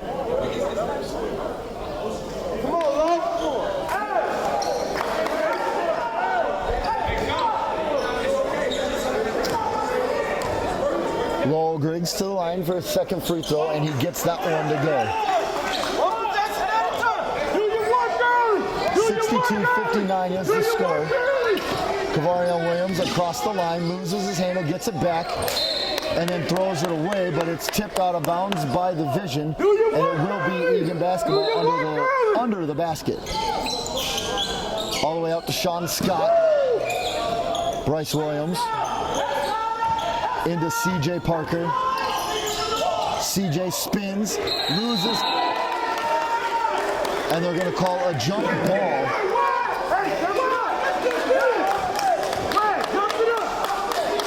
62-59 remains the score.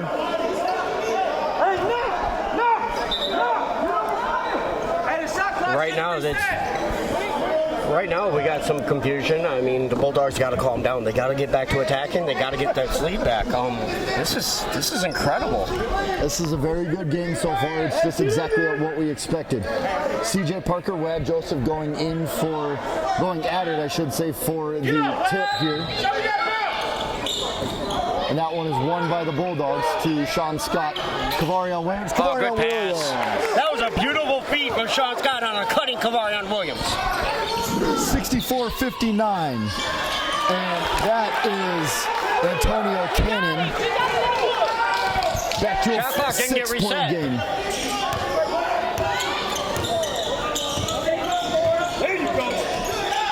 C.J. Parker, Kavaria Williams for three. Yes, sir! Kavaria Williams. That's a 3-ball. One more. Should be 64, shouldn't it? If that was a 3-ball, it should be 64. It was a 3. It was called a 3. So that missed shot by the Vision. Here comes Bryce Williams. 64 all is the score. Over to Sean. And Sean travels, must have shuffled his feet. Vern Martin getting ready to check in.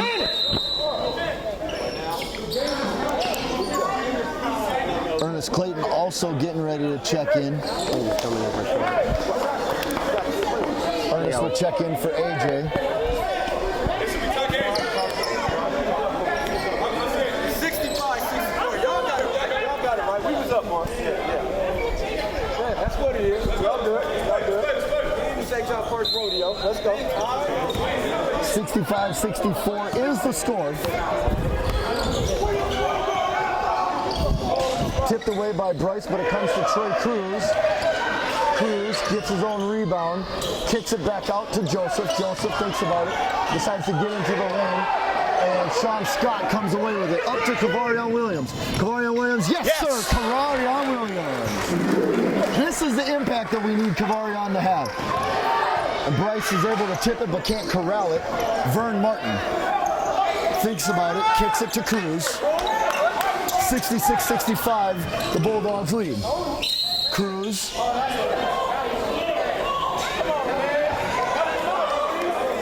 That one goes on CJ Parker. That'll be his second.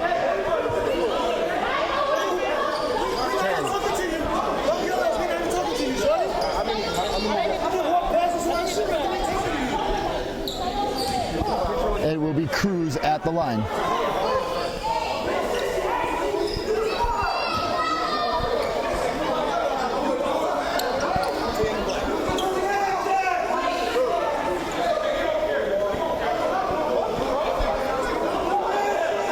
A little bit of scoring confusion here. 65-66 is the score shown. Cruz hits the bucket. He's been very, very good from the line.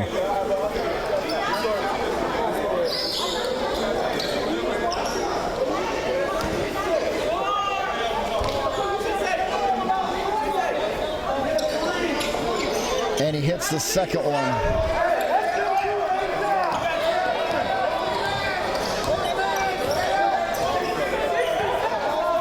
66 all. Kavarion Williams again gets into the lane, and this time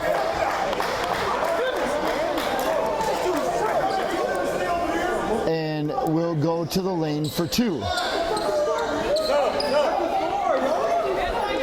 the right score.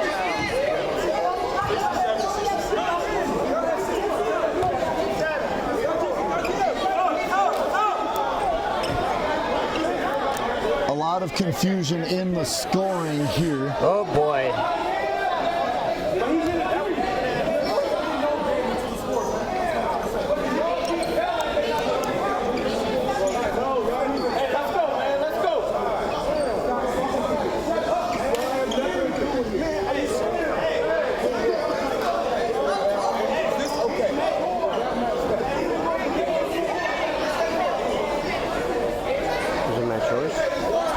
I can't count that fast.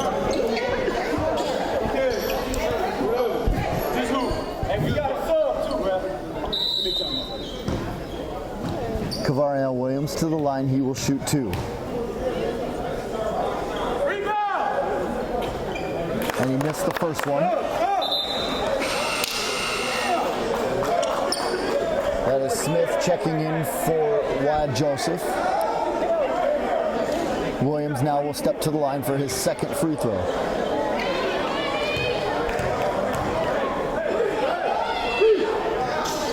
As he gets the second one.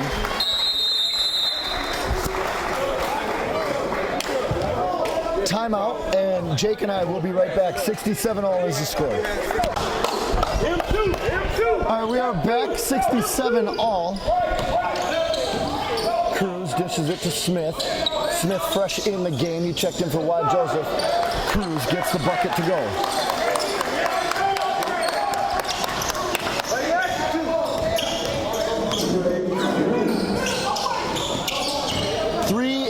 Just about 3.5 to go. Kavarion Williams now into the lane to CJ Parker. 3, 4, 5. And CJ Parker can't quite come down with the bucket or the rebound. Knock these down, Cruz. And that one goes on CJ as well. That'll be his third.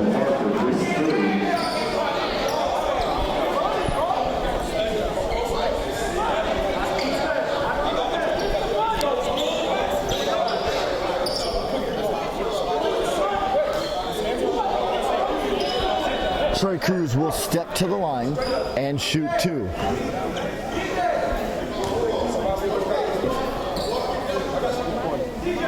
Hits the first one. That makes it 70-67.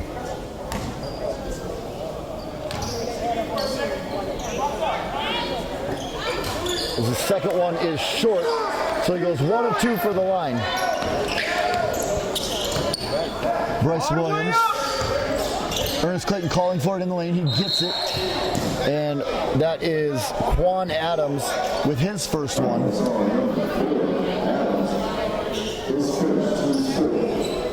Go, stay solid. 3:14 to go here in the third quarter. 70-67, the Bulldogs trail division. That comes in to Ernest Clayton. Clayton backing down.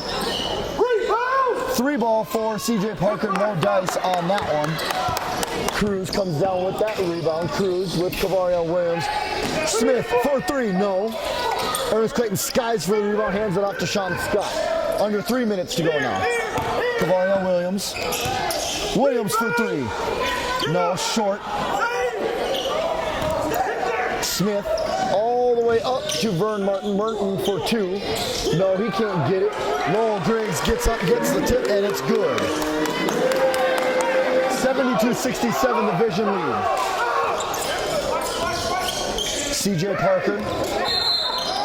Foul called over on the far side. And that one goes on Vern Martin. His first.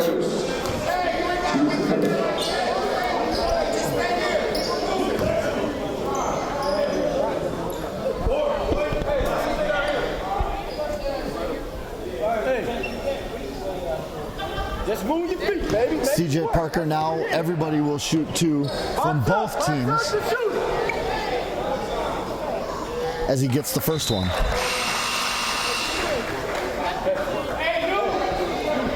Come on, Sean.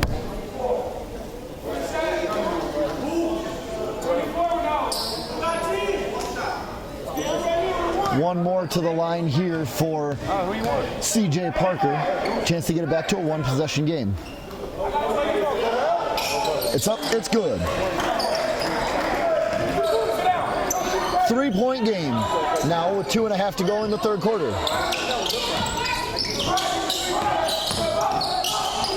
Demarine Smith inside the 3-point line, goes up, misses it, gets to the bucket, can't get it. Trey Cruz can't get it, gets his own rebound, and finally gets the third chance to go. The Bulldogs are going to have to box out and prevent those offensive rebounds. Yeah, I mean, it's the same thing that we talked about with the Kings yesterday. They were able to get some of those rebounds that I feel like the Bulldogs should have just been able to box out and get. Bryce Williams for 3. Bryce Williams is long and can't get it. Demarine Smith gets his first foul.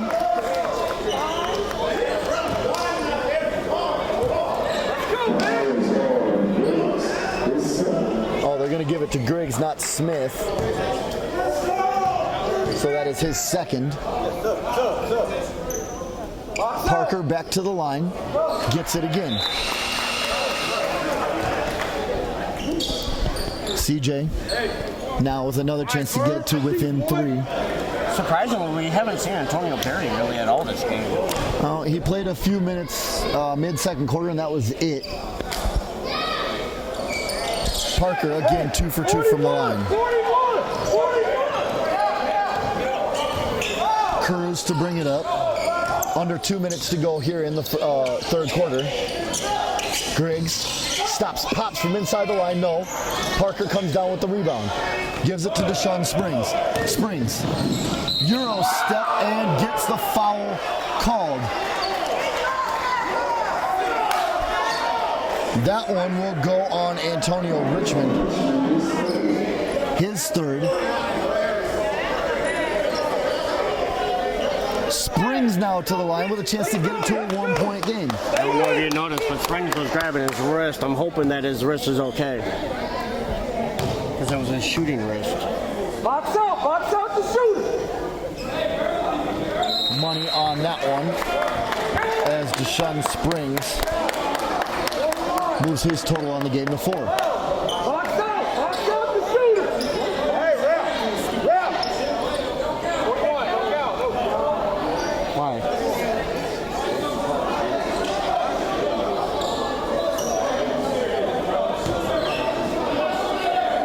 Box out the shooter. Wow, they took away the free throw. Any idea why?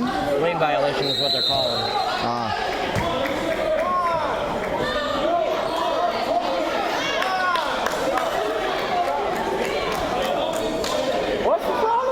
lane violation is what they're calling again, on this time on the vision.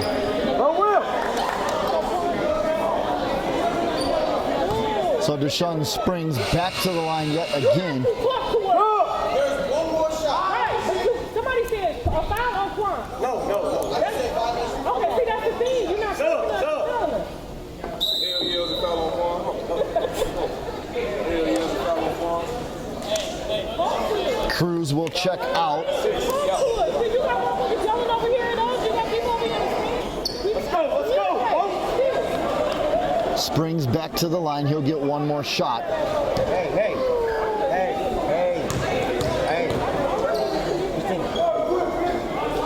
91 seconds to go in the third quarter, and he cannot get that one to fall either.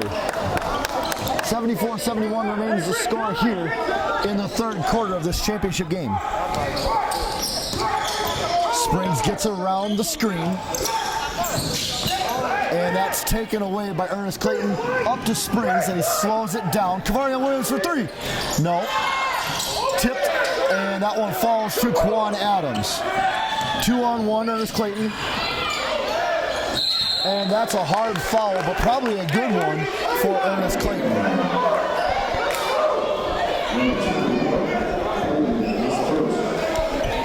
.102 to go now in the third quarter. And we have a dog fight on our hands. All going to come down to this fourth quarter. This is Demarine Smith to the line for the Vision. And he gets the first one to go.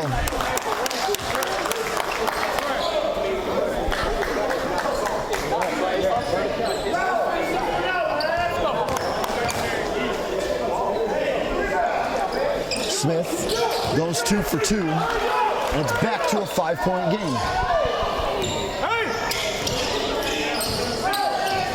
Springs across the line for the Bulldogs. Gives it to Kavarian Williams. Kavarian Williams into the lane. Backs off C.J. Parker. 3 seconds! Knocked away, and it should be Bulldog basketball. It is. 7 seconds still to go on the shot clock. Big Rich! Kavarian Williams for 3. Kavarian Williams money! We needed that one right now. 40 seconds to go, under 40 seconds to go, 76-74. Smith into the lane. Can't get it. And it's a race to the ball. Here comes Deshaun Springs. All by himself. A.J. Wilson with the follow, and it's a tie game. Shot clock is off. Lowell Griggs. This is Antonio Cannon right in front of us. 10 seconds to go. Tripped up, and wow, they're going to call a foul on that? What? What I saw is Deshaun Springs tipped the ball, and then he tripped over a ball that was rolling. Is that what you saw? Pretty much.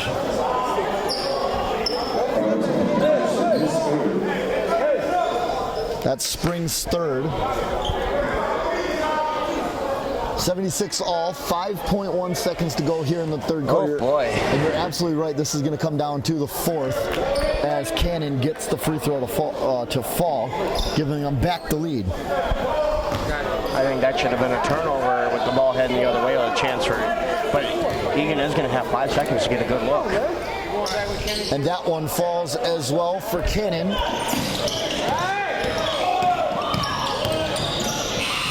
Shot good if it goes, and it's off the backboard. 12 minutes left in this championship game.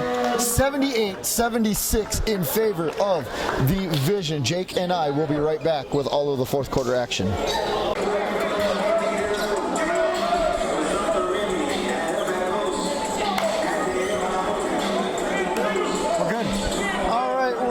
Back to the Concordia Theological College here in Fort Wayne, Indiana. This is the fourth quarter of the championship game. The Fort Wayne Vision currently lead the Eagan Bulldogs 78-76. Antonio Cannon brings it across for the Vision. That's a 3-ball. No, long. Terrell Clark grabs the rebound. first possession of the fourth quarter. Here comes Terrell Clark into the lane. Yes, Terrell Clark ties it back up.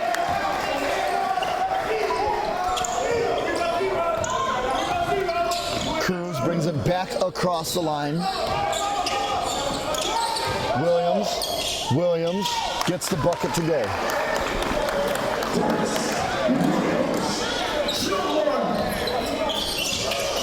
Clark. Stay solid. Yep. Stay solid. Clark. AJ Wilson. Three ball. Well short. Falls right to CJ Parker. Goes up. Draws contact and the foul.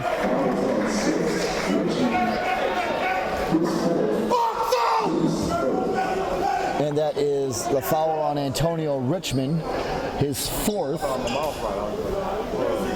CJ Parker now to the line with a chance to tie it back up for the Bulldogs. Let's go. Box out. Box out the shooter. Gets the first one to go. Now CJ Parker entered the third quarter here with 11 points, and 9 of them come from the free throw line. Now he's got 12, so he's 10 free throws made today. Box out. Almost, oh wow, okay, good rebound there by Deshaun Springs as the ball went down and back out. Springs races to the line, gets it blocked away. Cruz all the way to the bucket. No, sorry, that's Cannon to the bucket. 82-79 now. 10:45 to go. Parker.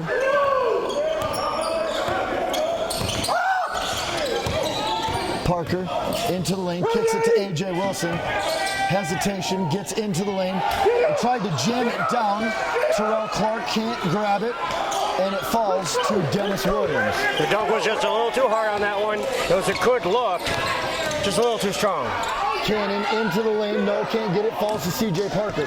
Parker gonna bring it all the way across. Parker into Clark. Clark can't get the bucket, but he draws contact and the foul.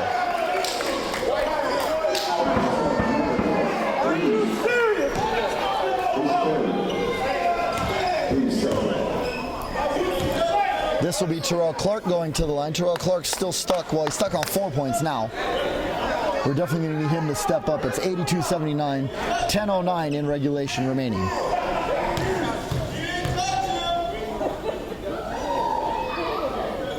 Hits the first one. Terrell Clark has got 4 fouls, so he's playing with a little bit of danger. Lad Joseph checks in, and Antonio Richmond checks out for the Vision. Box out the shooter. Clark, yes sir.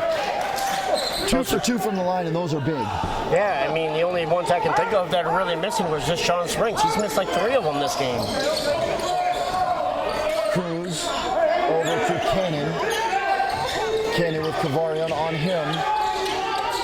Cannon gets the shot up and gets the friendly roll. Deshaun Springs all the way down by himself. Kicks it to Kavarian Williams.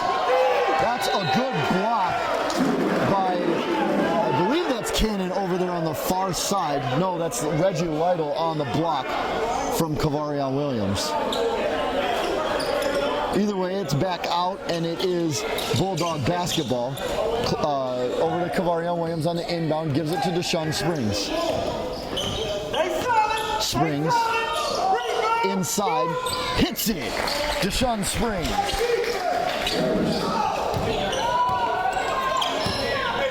Here comes Cannon, 84-83.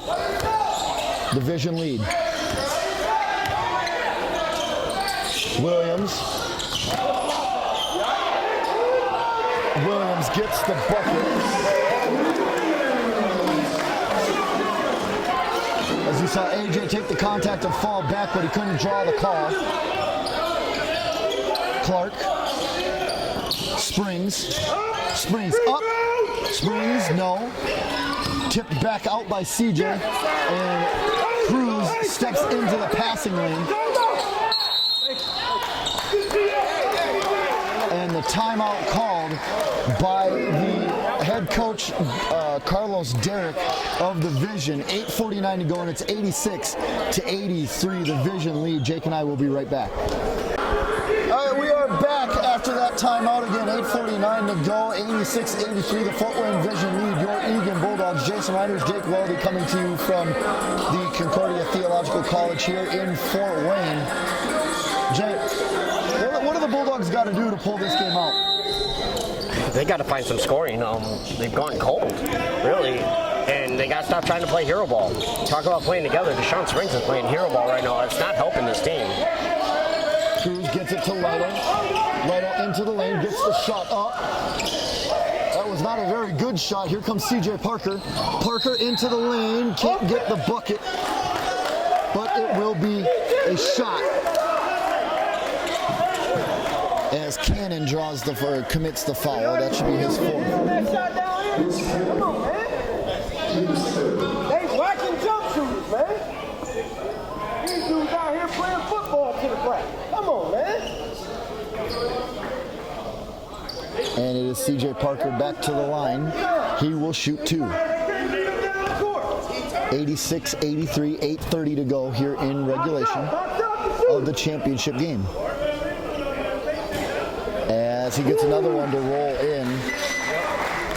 If I'm Fort Wayne, I am not going to follow CJ Parker. He's been all but automatic from the line today. I think he's missed one, maybe.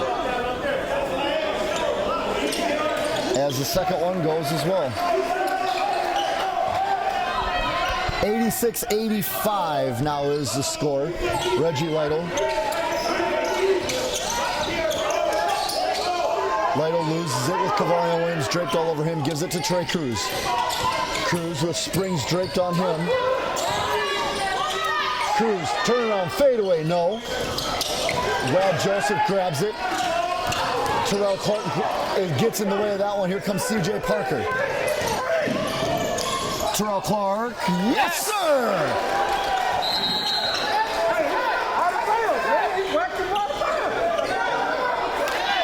87-86.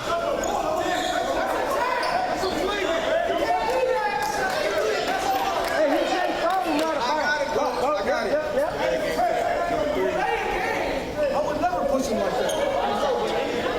I shot the ball.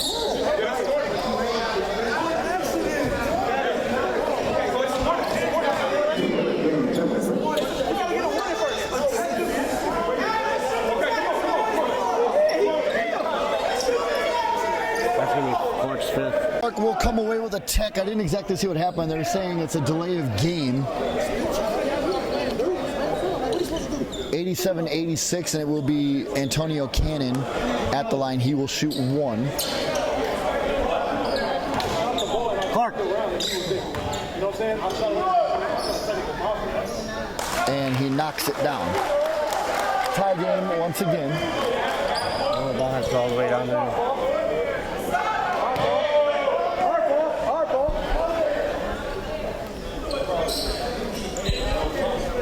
87 all, 7:55 to go in the championship game here. This is exactly the type of game we expected, Jake. Yeah. But Clark's going to have to stop complaining. He's going to have to just, I hate to say this, but close his mouth and play. Cruz. Now switch to CJ Parker on him. Cruz stops, pops. Cruz, money. Trey Cruz is on some kind of a roll, 89-87. Clark into the lane, and he draws the charge.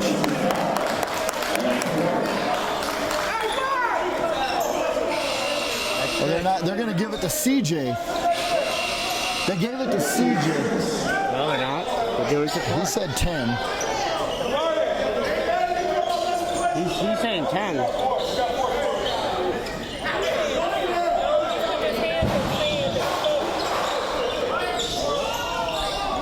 Did you give the foul to number 3 or number 10? Number 10. Oh, wait. That's what I thought. Yeah, Number 10. They gave it to number 10. Not on Clark.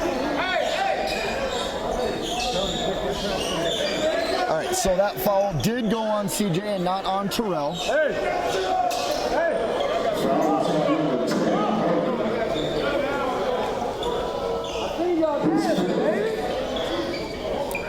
Score remains 89-87.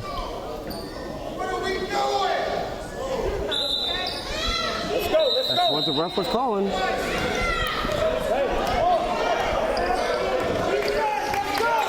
Cruz, this time with QB on him, kicks it to Adams, back around.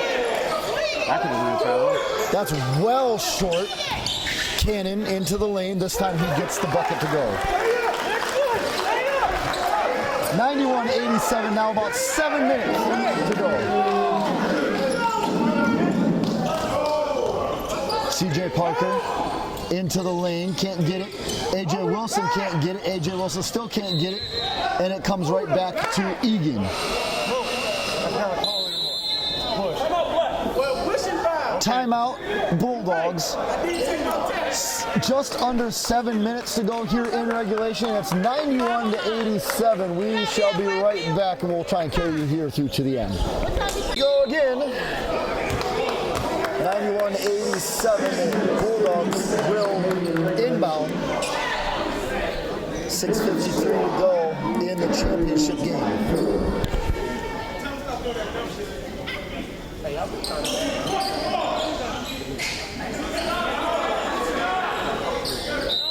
Yesterday they was giving six. Clark, Sean Scott back to Clark. Clark, CJ Parker, no. Same team, and it comes almost to Sean Scott. He can't come around with it. Cruz to Lytle. Lytle for three, no. Sean Scott going to come away with that one. Gives it to Clark. Gives it to AJ, back to Clark. Clark, AJ, no. Akeem QB comes away with that one. That's a long two ball. Yes, sir.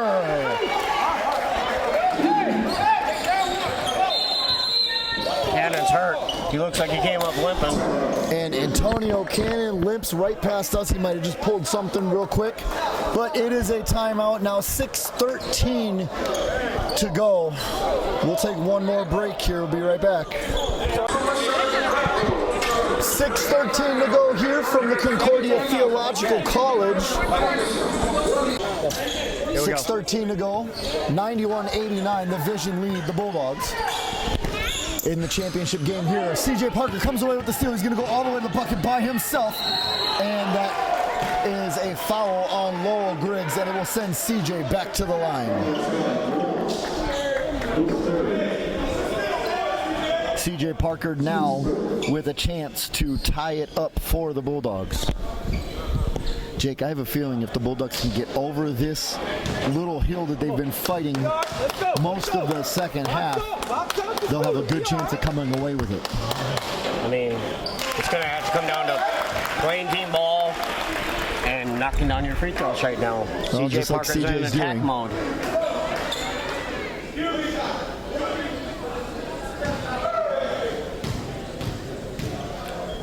CJ hits the first one. Here comes the second one. Rebound, exactly. Money. We have a tie game. Tied up as we have 6 minutes to go. Here is your championship minutes. Now, that's Wad Joseph. Switch everything. Into the lane. No, Terrell Clark skies for the rebound and has it taken away by Joseph, and he gets that bucket. Yeah, but you could say he got bumped when he came down. That could have been a foul right there. Terrell Clark brings it across 93-91. That's fine. Stay solid. Terrell Clark with 5 on the shot clock. 2, 1. Tries to get it up and can't get it.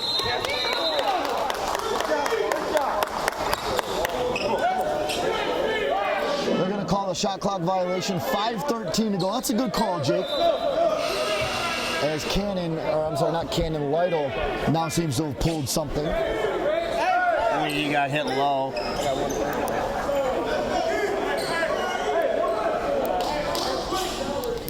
That's Cruz down in the far corner, gets it into Smith, back to Cruz. Hey, 41. Cruz will come across the line.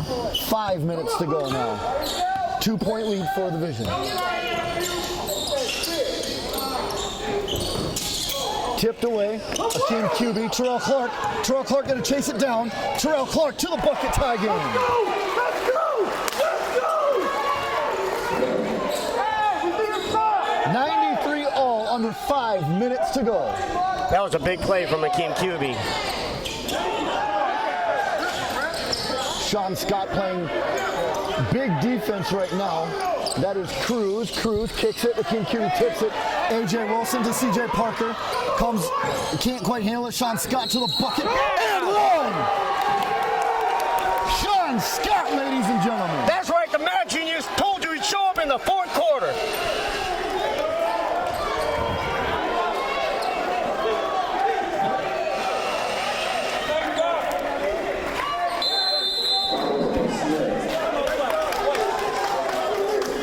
Timeout, Vision before this free throw. And it is 95-93. The Bulldogs once again lead this game. 4.5 to go. Jake, what do you see? All I can tell you is I don't care if the man is hurt. I don't care if he's 100%. Sean Scott is all heart. The Mad Genius is not going to let his team lose today. You're seeing that right now. You're going to see that the rest of this fourth quarter. I got to break. Go. And we're going to go ahead and we're going to keep going. And Sean Scott and the Bulldogs are just going to get over this hump. We're going to take a break. We'll be right back. And then we'll get this game over. Come on. All right, Sean Scott to the line. He will shoot one to convert this three-point play. 95-93 is your score. The Bulldogs have come back. This game has never really been outside of a 7-point lead for either team. This is that heavyweight fight that we've been talking about pregame yesterday. This is exactly what we wanted. This is exactly what we expected, Jake. I mean, if you're not in this basketball game for games like this, if you don't enjoy basketball for games like this, then don't be in this gym. It really is that simple. The shot is up. The shot is good. And it's a 3-point lead for the Bulldogs. I think that gives him 12, doesn't it?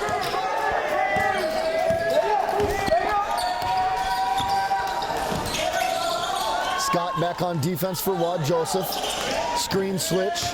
Smith. Griggs. Mishandled. Sean Scott got in the face of Demarine Smith in the corner, and he forced him to mishandle that ball on the pass. And here's a chance for the Bulldogs to... Here is a chance for the Bulldogs to extend the lead for the first time since the second quarter. Terrell Clark to bring it across. Troy Cruz will be on one-on-one defense with Clark. Here's QB. QB, I believe, still the leading scorer. Sean Scott. C.J. Parker can't get the bucket to go. Up to Troy Cruz and back across the line with a chance to tie it up. 3.5 to go now in the championship game. Cannon into the lane, gets up, and gets the bucket to go.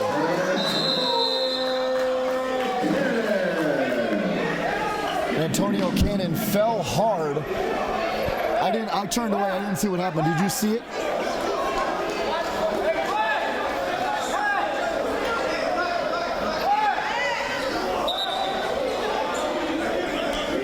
Score will be 96-95 as Cannon is down. We'll give him a minute. We'll be right back. All right. Cannon was helped off the court, and Jake, it kind of looked like, by the way he's holding his knee, maybe he just fell awkwardly. QB will inbound and give it to Sean Scott. Sean Scott up to the lane. Sean Scott, bucket. And one.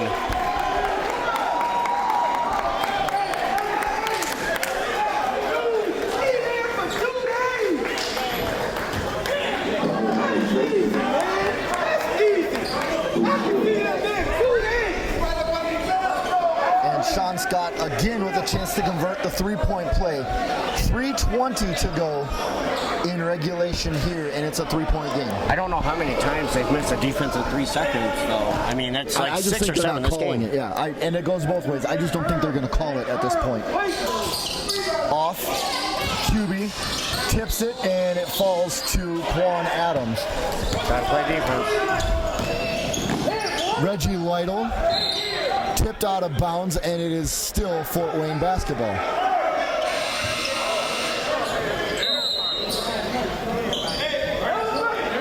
Ernest Clayton to check in as AJ Wilson checks out. Inbound to Cruz. Cruz, two ball. 98-97, and we have 3 minutes, 180 seconds in regulation till the championship is over. And Terrell Clark is taking it upon himself in this game, and it's 100-97. Cruz.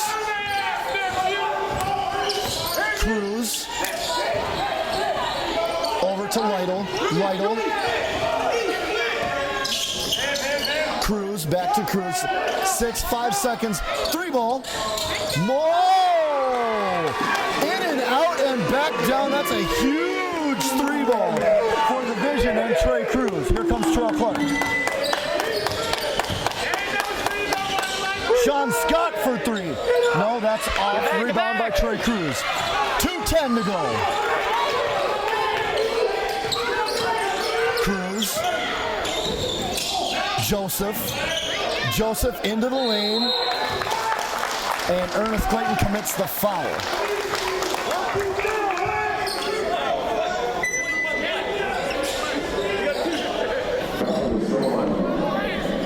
Two minutes exactly left in regulation here. 100-100.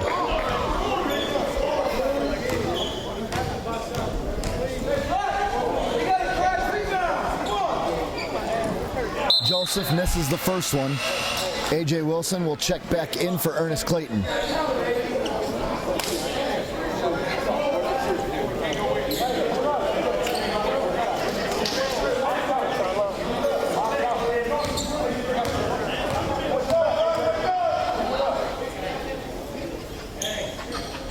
And he gets the second one. Wad Joseph.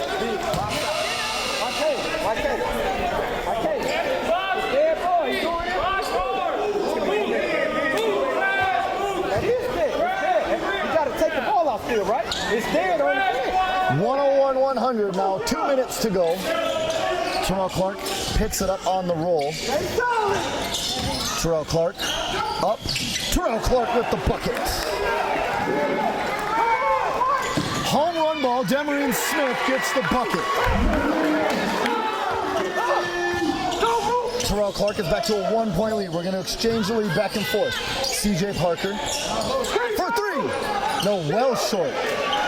Smith skies for that rebound.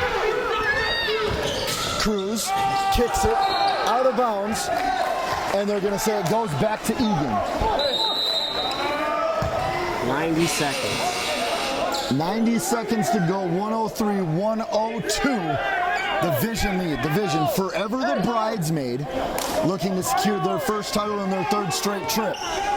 Here comes Terrell Clark. Clark into the lane, gets the shot up, and gets another bucket to fall. 104-103. Cruz across the line.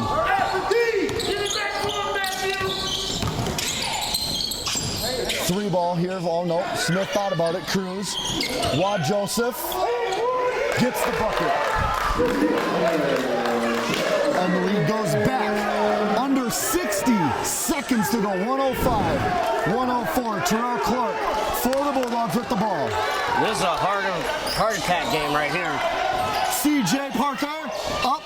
Can't get it to go. No foul called underneath. Trey Cruz thought about it, pulled it back, can't get the bucket. CJ Parker with the rebound, gives it up to Akeem Cuby. Cuby into the lane.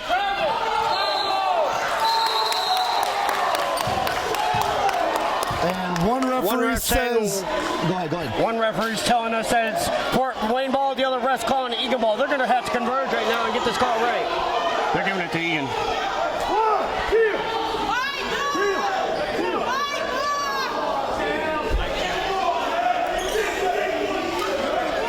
It is Eagan basketball. 29.7 seconds left. 105, 104, and we have a timeout. Jake and I will take one more break. The championship moments are upon us. Stay tuned. We'll be right back. Well, if you're just tuning in, you've missed a whale of a game so far. 105-104, the Fort Wayne Vision lead the Eagan Bulldogs in the championship game with 29.7 seconds left. There's 20 seconds on the shot clock. Akeem QB will inbound under the basket for the Bulldogs. Well, if they get a quick shot, they'll get a chance for a last possession, which at this point might be a feed. Inbounds to Sean Scott. Terrell Clark into the lane, gets it stripped away, gets it back, and gets the foul to go up on the contact. That one goes on Demarine Smith.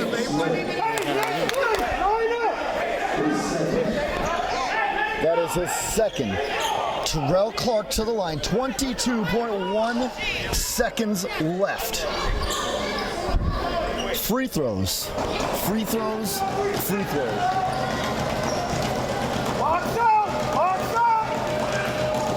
Gets the first one, yes sir.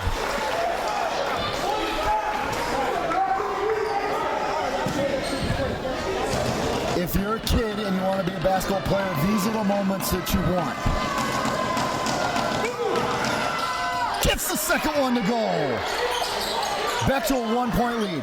Shot clock is off. 106, 105. Here's Trey Cruz. Into the lane. Wad Joseph. Bucket and one.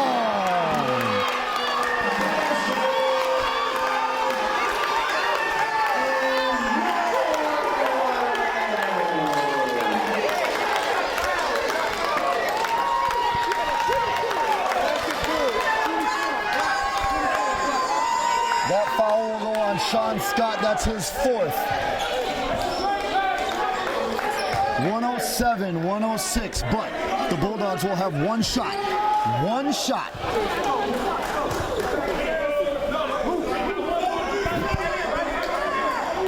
And they're going to switch it to 10 seconds on the clock.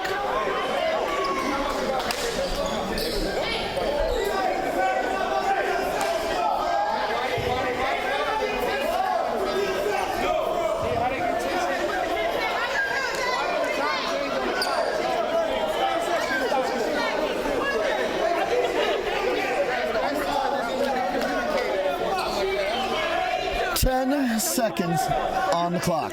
It was 7. I got what you say? I just said 10 seconds on the clock. Already got it right here. Good. Here's the rebound. 107, 106. Wad Joseph with the biggest shot of the game.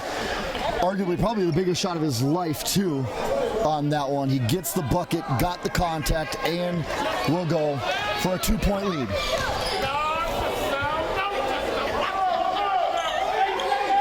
Missed it. C.J. Parker.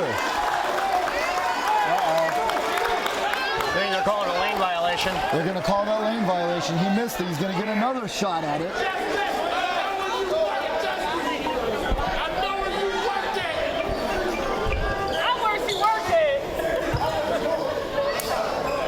Wad Joseph. Back to the line on the lane violation. Up. And he missed it again. A.J. Wilson skies for that rebound. 1 second came off the clock there.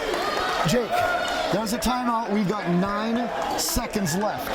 Eagan will have the last possession. What are you calling as your play? I think I'm going to C.J. Parker or Terrell Clark right now.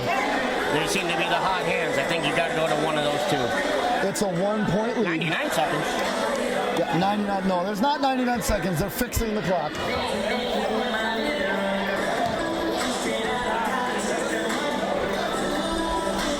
Jake, I can't breathe. This this is the game that we were hoping for.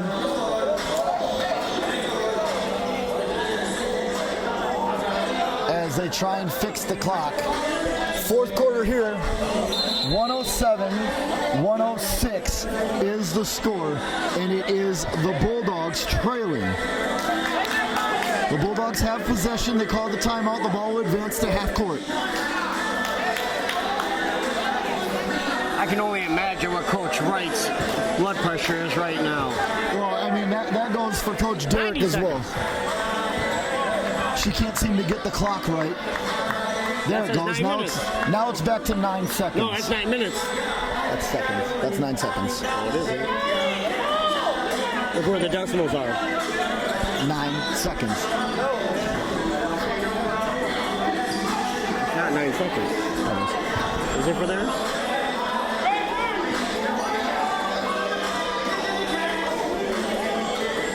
Wait, what? It should be on this side.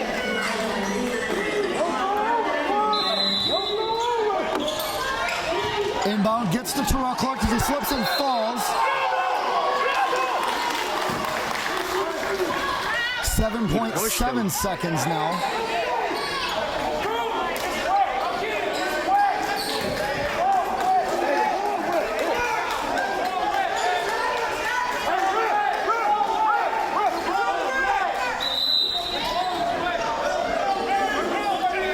If you can hear it to our left, that is the vision screaming that the ball is wet. Oh boy, that might have just cost the game right there. This is a lot like yesterday with Cedar Valley. Very much like the Cedar Valley game. This is more of a heavyweight battle.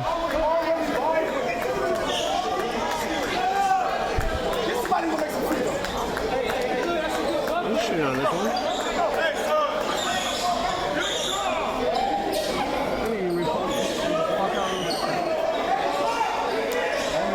So now with 7.7 seconds to go, it is 107-106. You got to think that the Bulldogs will try and get a steal on the inbound. When they don't get a steal, if they don't get a steal, I should say, they will quick foul and send somebody to the line. And a timeout here. Jake and I will take one last break amidst all of the confusion. We will be right back and we'll take you to the end. Jason Reinders, Jake Waldy from Fort Wayne, Indiana. 107-106, Fort Wayne will inbound. 7.7 seconds left. The game hangs in the balance. There's nothing else to say about it.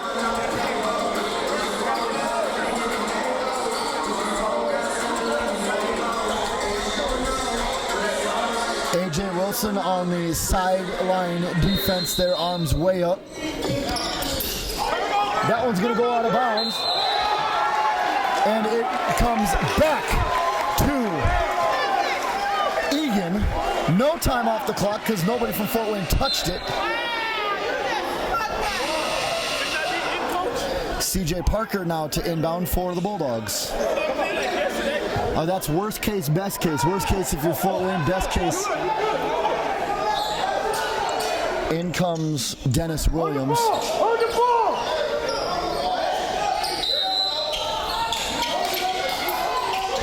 7 seconds now in regulation. And he loses the ball, and that is the game. The Fort Wayne Vision have beat the Bulldogs in the championship, earning their first title in MBL. 107-106 final. Jake and I will be right back with post-game wrap.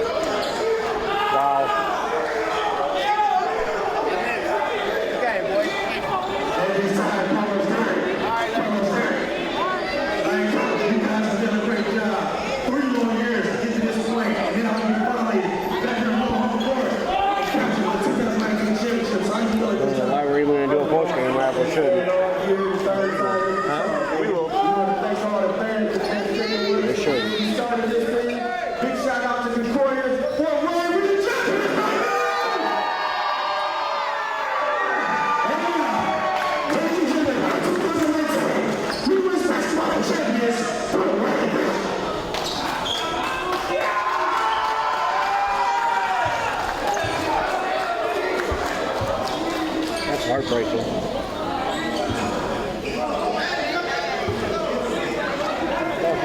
We gotta pack up and go. We're only packing up the camera. Fuck it. I'm not packing up this fucking all the other shit.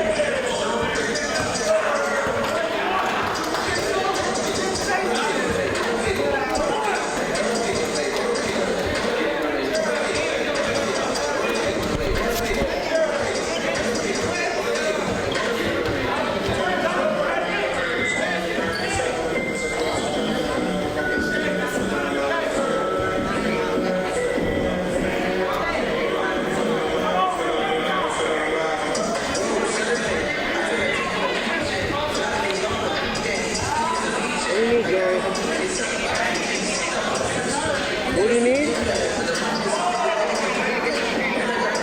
All right. Jason, Jesse wants it upstairs. He wants that upstairs. Jesse wants it.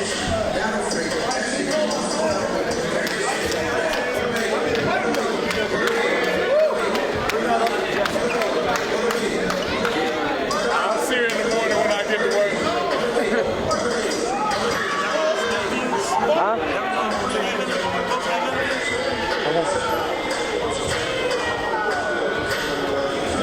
All right, Jason Reiner's back here post-game with a victorious, and I'm going to give you star of the game, sir. This is Trey Cruz, a big fat 31 points today in the championship game. How's that feel? I got to ask, how's that feel to win it? It feels good. We've been here for 3 years in a row, so it finally feels good to finally finish it out and get one done.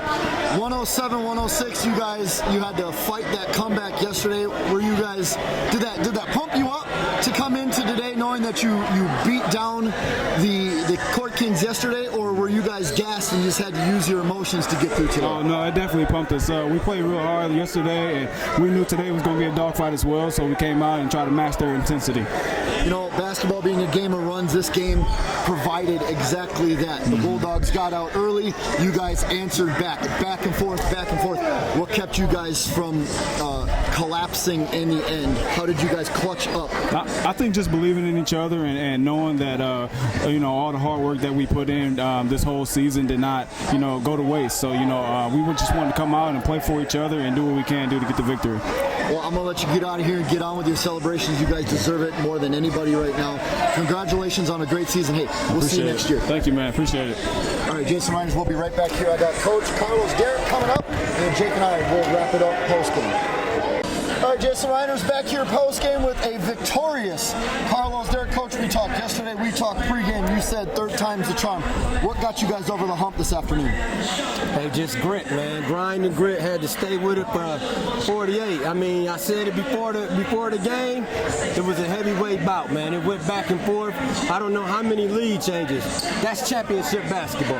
As so many lead changes, I didn't even bother recording. You knew it was going to come, basketball being a game of runs.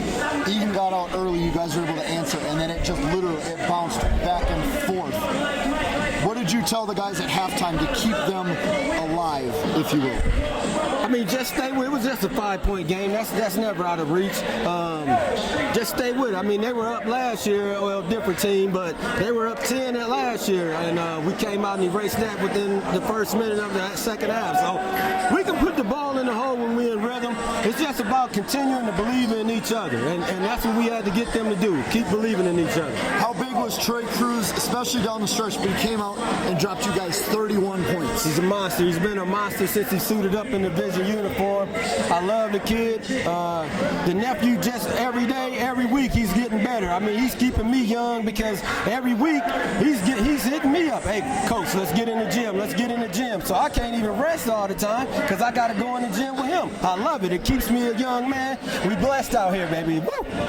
Well, Coach, I'm going to let you get out of here. I know you guys got a big celebration. Congratulations on your first trophy. Hey, let's do this again next year. What do you say? Thank you. We'll definitely be right there. Damn. All right, we'll be right back. Jake and I will wrap this up post-game, and we will call it a night.